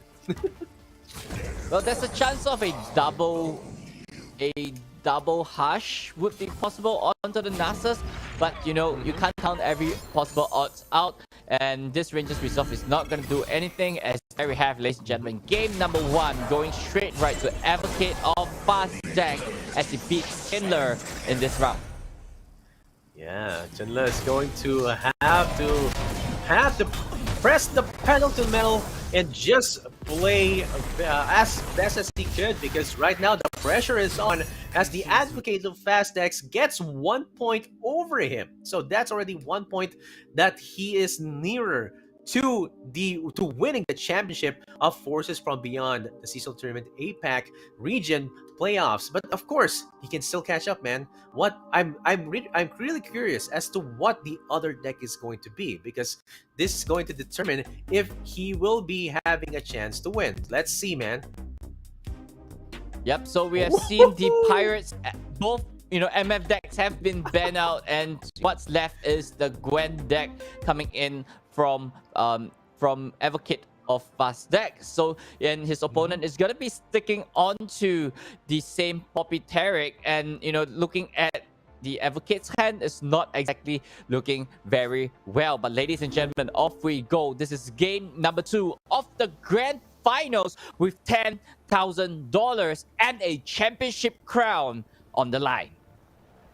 Yes, $10,000 is something to look forward to if you win this championship. Of course, bragging rights and a spot and the Worlds. So, of course, that's a good curve on the side of Tianle, getting with the Ibex, and of course, on the side is a Pet with the 2-1 and Fearsome.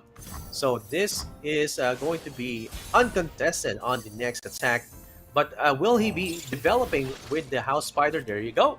Total of 5. Let's see if Chandler is going to be putting down the Petrified Broadwing or the Essence. There you go.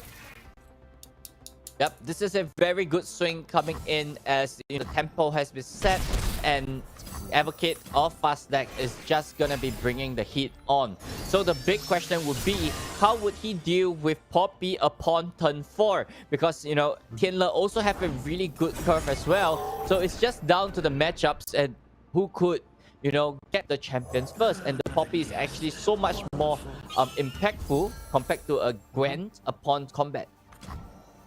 That's right, that's right. And now, of course, the best one to get, or one of the best units to get the Chime is the Petrified Broadwing. You get more damage and more health as well. More potential damage, more health as well. And now, Chandler 69 also uses the SMS to pump up the Ibex and brings it up to 3-4. This is going to be a question on which units will, or if he's going to be defending. Nope, he's not going to be using the chance for him to attack, and that Butler is going to be left uncontested. There you go, Gwen already down, and a Poppy on the other side. This is going to be kind of the turning point. This is kind of the climax, because you have already 2 champions on the board and 5 units on the side of Chandler 69, and it's already attacking. This is going to be quite a challenge for Chandler 69 to contest. Yep, this is a very big swing coming in, but I'm not sure if this is the right one, because he still have to considering defending what Tianle could throw upon the next combat step as well. Yes, he got the Arachnoid Sentry into the Ravenous Flock. He could remove the Poppy away from play the next turn, but there's still not much defender left for Advocate to deal with Tianle's bot. Yeah, and look at that Spider Link.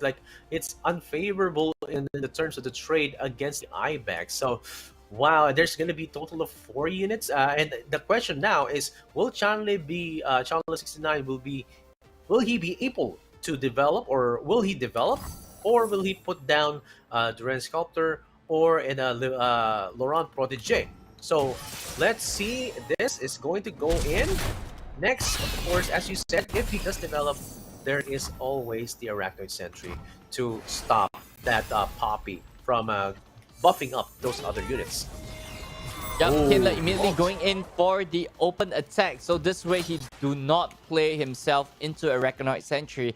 And I believe this is a very smart play coming in from Tianle. And he's still pushing a little bit damage forward as well. He could remove a few units away from Advocate also. So this is a very good attack coming in. I would say it's a good turn for Tianle.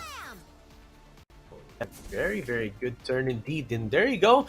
That Ravenous Flock is going to target the Petrified Broadwing, and the Butler is just gonna hang back right there, because that's one of your pieces that you want to keep, so that you will potentially deal damage down the line. And there you go. That Ibex is also going to be hanging back as well. So he has an option to possibly take out that Gwen with a concerted strike down the line, if it does come to that, right? Yep, I mean, the priority is on the Advocate right now, but instead he goes for the straight pass back to Tianle to pressure him to put in more, or even, put in or invest more units or even more mana away for this turn. So if this concerted strike actually lands onto the Gwen, he got a second Gwen as a backup, but immediately going in for the Golden Aegis. And I believe this is an easy stun coming in onto the Poppy.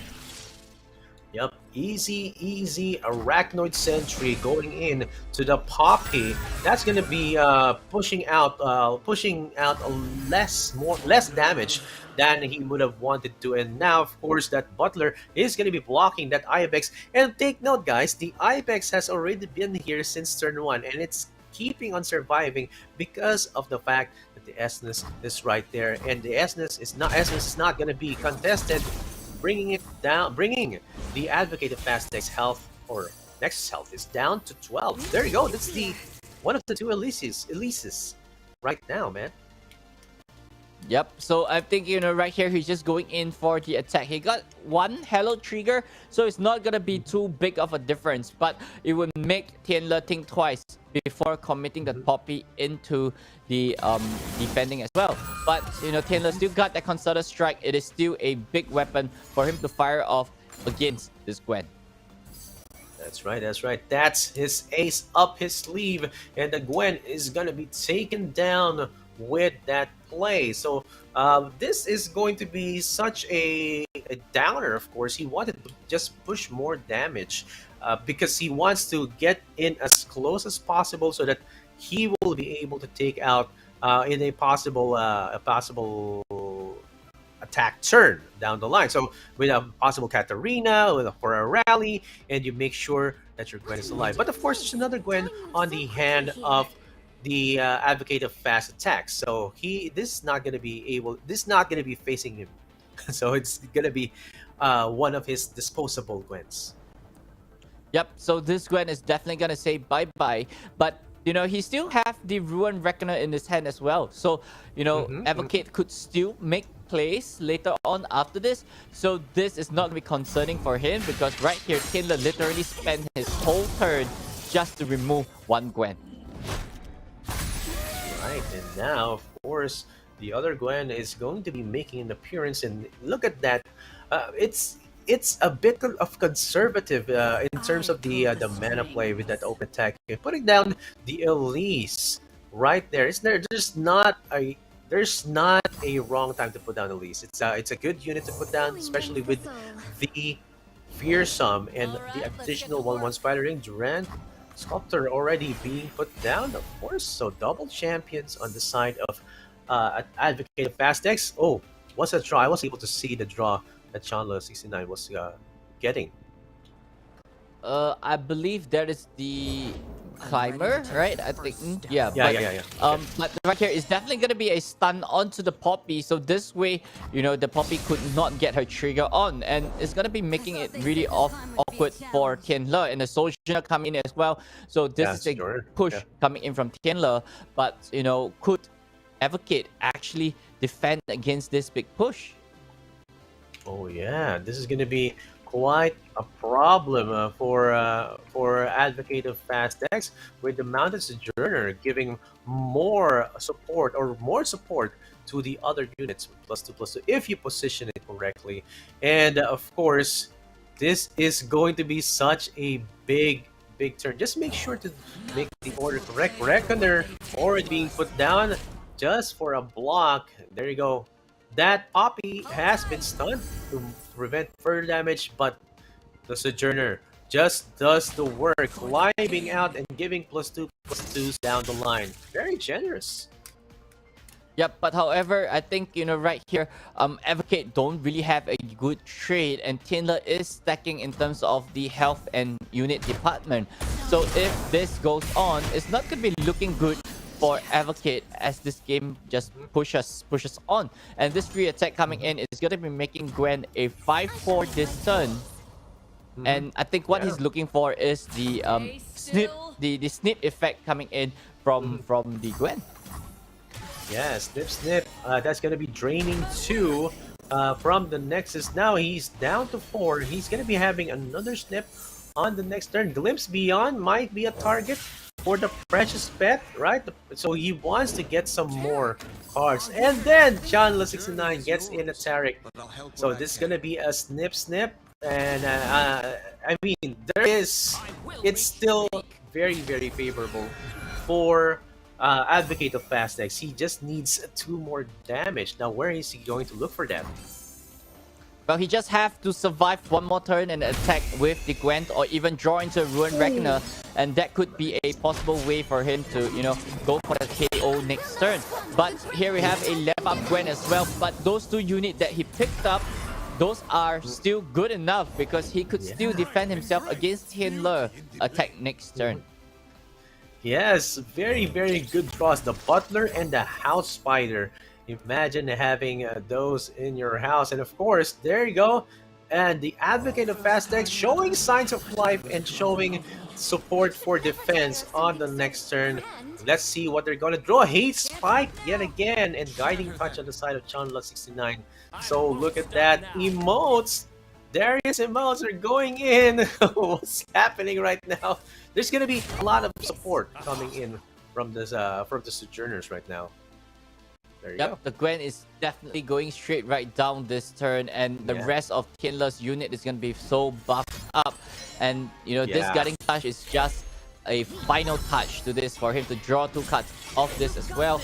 And, Advocate just have to block it well. But this really puts Tianle or even Advocate in the back spot. He have to top deck the Gwen. If not, it's going to be game over for him this turn. Yeah, that's right. That's right. It needs just a Gwen. That's gonna be more than enough to finish this game. I think, if I remember correctly, I'm not sure if he has 2 of each because the last time I saw, if it's 2, 1, 2, 3, That or works. they're harrowing. Oh my gosh! Works. Oh, what? Oh wow! Wow. Okay. Oh man, that's. Wow, I mean, we were looking for just a Gwen, coming and in. he's gonna be giving 2 Gwens. Man. Yep, and there we have, ladies and gentlemen, and harrowing has been fired off by Advocate of Evil, and that is a that's a $10,000 harrowing coming in. This spell from Tianler is not gonna do anything. Hit Spike immediately coming in as a flex from Advocate of Evil, attacking with the Gwen, and that is lethal, ladies and gentlemen, as we crown our champion for our Apex region Forces from Beyond Seasonals Finals. Yeah, the Advocate of Fast decks already getting the top deck. We were not expecting just one Gwen. He's going to get 2 Gwens right now with this harrowing, and of course, just only one is going to be enough, and the 7 damage is going to be potentially getting in to the Chanla 69's Nexus, and of course, we just watched 3 straight matches featuring the Advocate of Fast decks, and look at that, man. He really got the championship. Well deserved, man. That's going to be a very, very well-deserved championship. Advocate of Fast X is our Forces from Beyond Asia Pacific champion for this season. Amazing, man. Wow, I mean, big congratulations to this guy. This guy literally is a king when it comes to aggro plays. He literally counts the ins and out of every single matchup. And, before the matchup has already begun, he already knew how to beat you from 20 to 0 as fast as possible with his 3 decks. And this is what a champion is all about, ladies and gentlemen. And this is the Advocate of Fast deck. He has this name is not just a name, but it's a statement, it's a sentence, it's everything when it comes to fast decks. Yes, that is. I think we think the best highlight of the match was the one where he got in and finished it with 4 turns. But I'm rethinking the highlight of the match. This was it. The harrowing, especially at the last part where he needed it. He was supposed to lose if he didn't get a top deck that would actually get him a win. Just a Gwen or just a harrowing. That was it. He was not really setting it up. He was waiting. He was just bogging down the Nexus down to the lowest possible health it can be. And he gets a sweep against Chanla 69. And again, congratulations for winning 10,000 US dollars. Advocate of Fast decks. If you want to get any tips, just watch the VOD here and get those decks. Just copy those decks, man, and you will get some sweet results. Yep, I mean, at that very last moment, we thought that a Gwen would seal the deal, but actually, a Gwen is not gonna be enough because, his opponent have the Keeper's Verdict in his hand as well from a second Poppy. So harrowing was indeed the only card in his deck that could win him the game, and he managed to top it like a champion, and that's exactly what he did. And there we have, ladies and gentlemen, our champion for the APAC region. Yes, that's right, guys. And I mean, if I am happy that there's a lot of viewers right now over at the chat, and of course they're enjoying the action that is happening right now. We are really thankful for Legends of Terra for making these seasonals happen time and time again. It's really such a great card game to be playing. This is also a testament as to how competitive it is, man. A lot of players are still going in. A new blood is going to the top right now, and it's going to be Advocate of Fastex. Amazing, amazing. Any last words, Moonboy? Well, I mean, this game, basically, is so tight knit when it comes to the community as well. And I'll really give a big shout out to the APAC region, be it you're a player, viewer, supporter. This whole event wouldn't be possible without you guys. And with the constant support and the constant communication within the APAC community, you guys are the best. And without you guys, we wouldn't be on this stream right here. So big shout out to you guys, and thank you for keeping this game possible. Yes, shout out to the community right here, guys. Just keep it competitive. Join the scrims, join the grassroots tournaments. Everything is for the community. And of course, thank you to Riot for making this happen. We have been your casters for the Forces from Beyond Season Tournament Playoffs for APAC region. Congratulations to our champion, Advocate Fastex. And again, guys, you guys are the real champions, the real MVPs, the watchers right there, and the supporters and the players. See you soon, or see you on the next seasonals. This has been Exotic PH and Moonboy. We'll be right back after the next tournament. See you guys. Stay safe and God bless.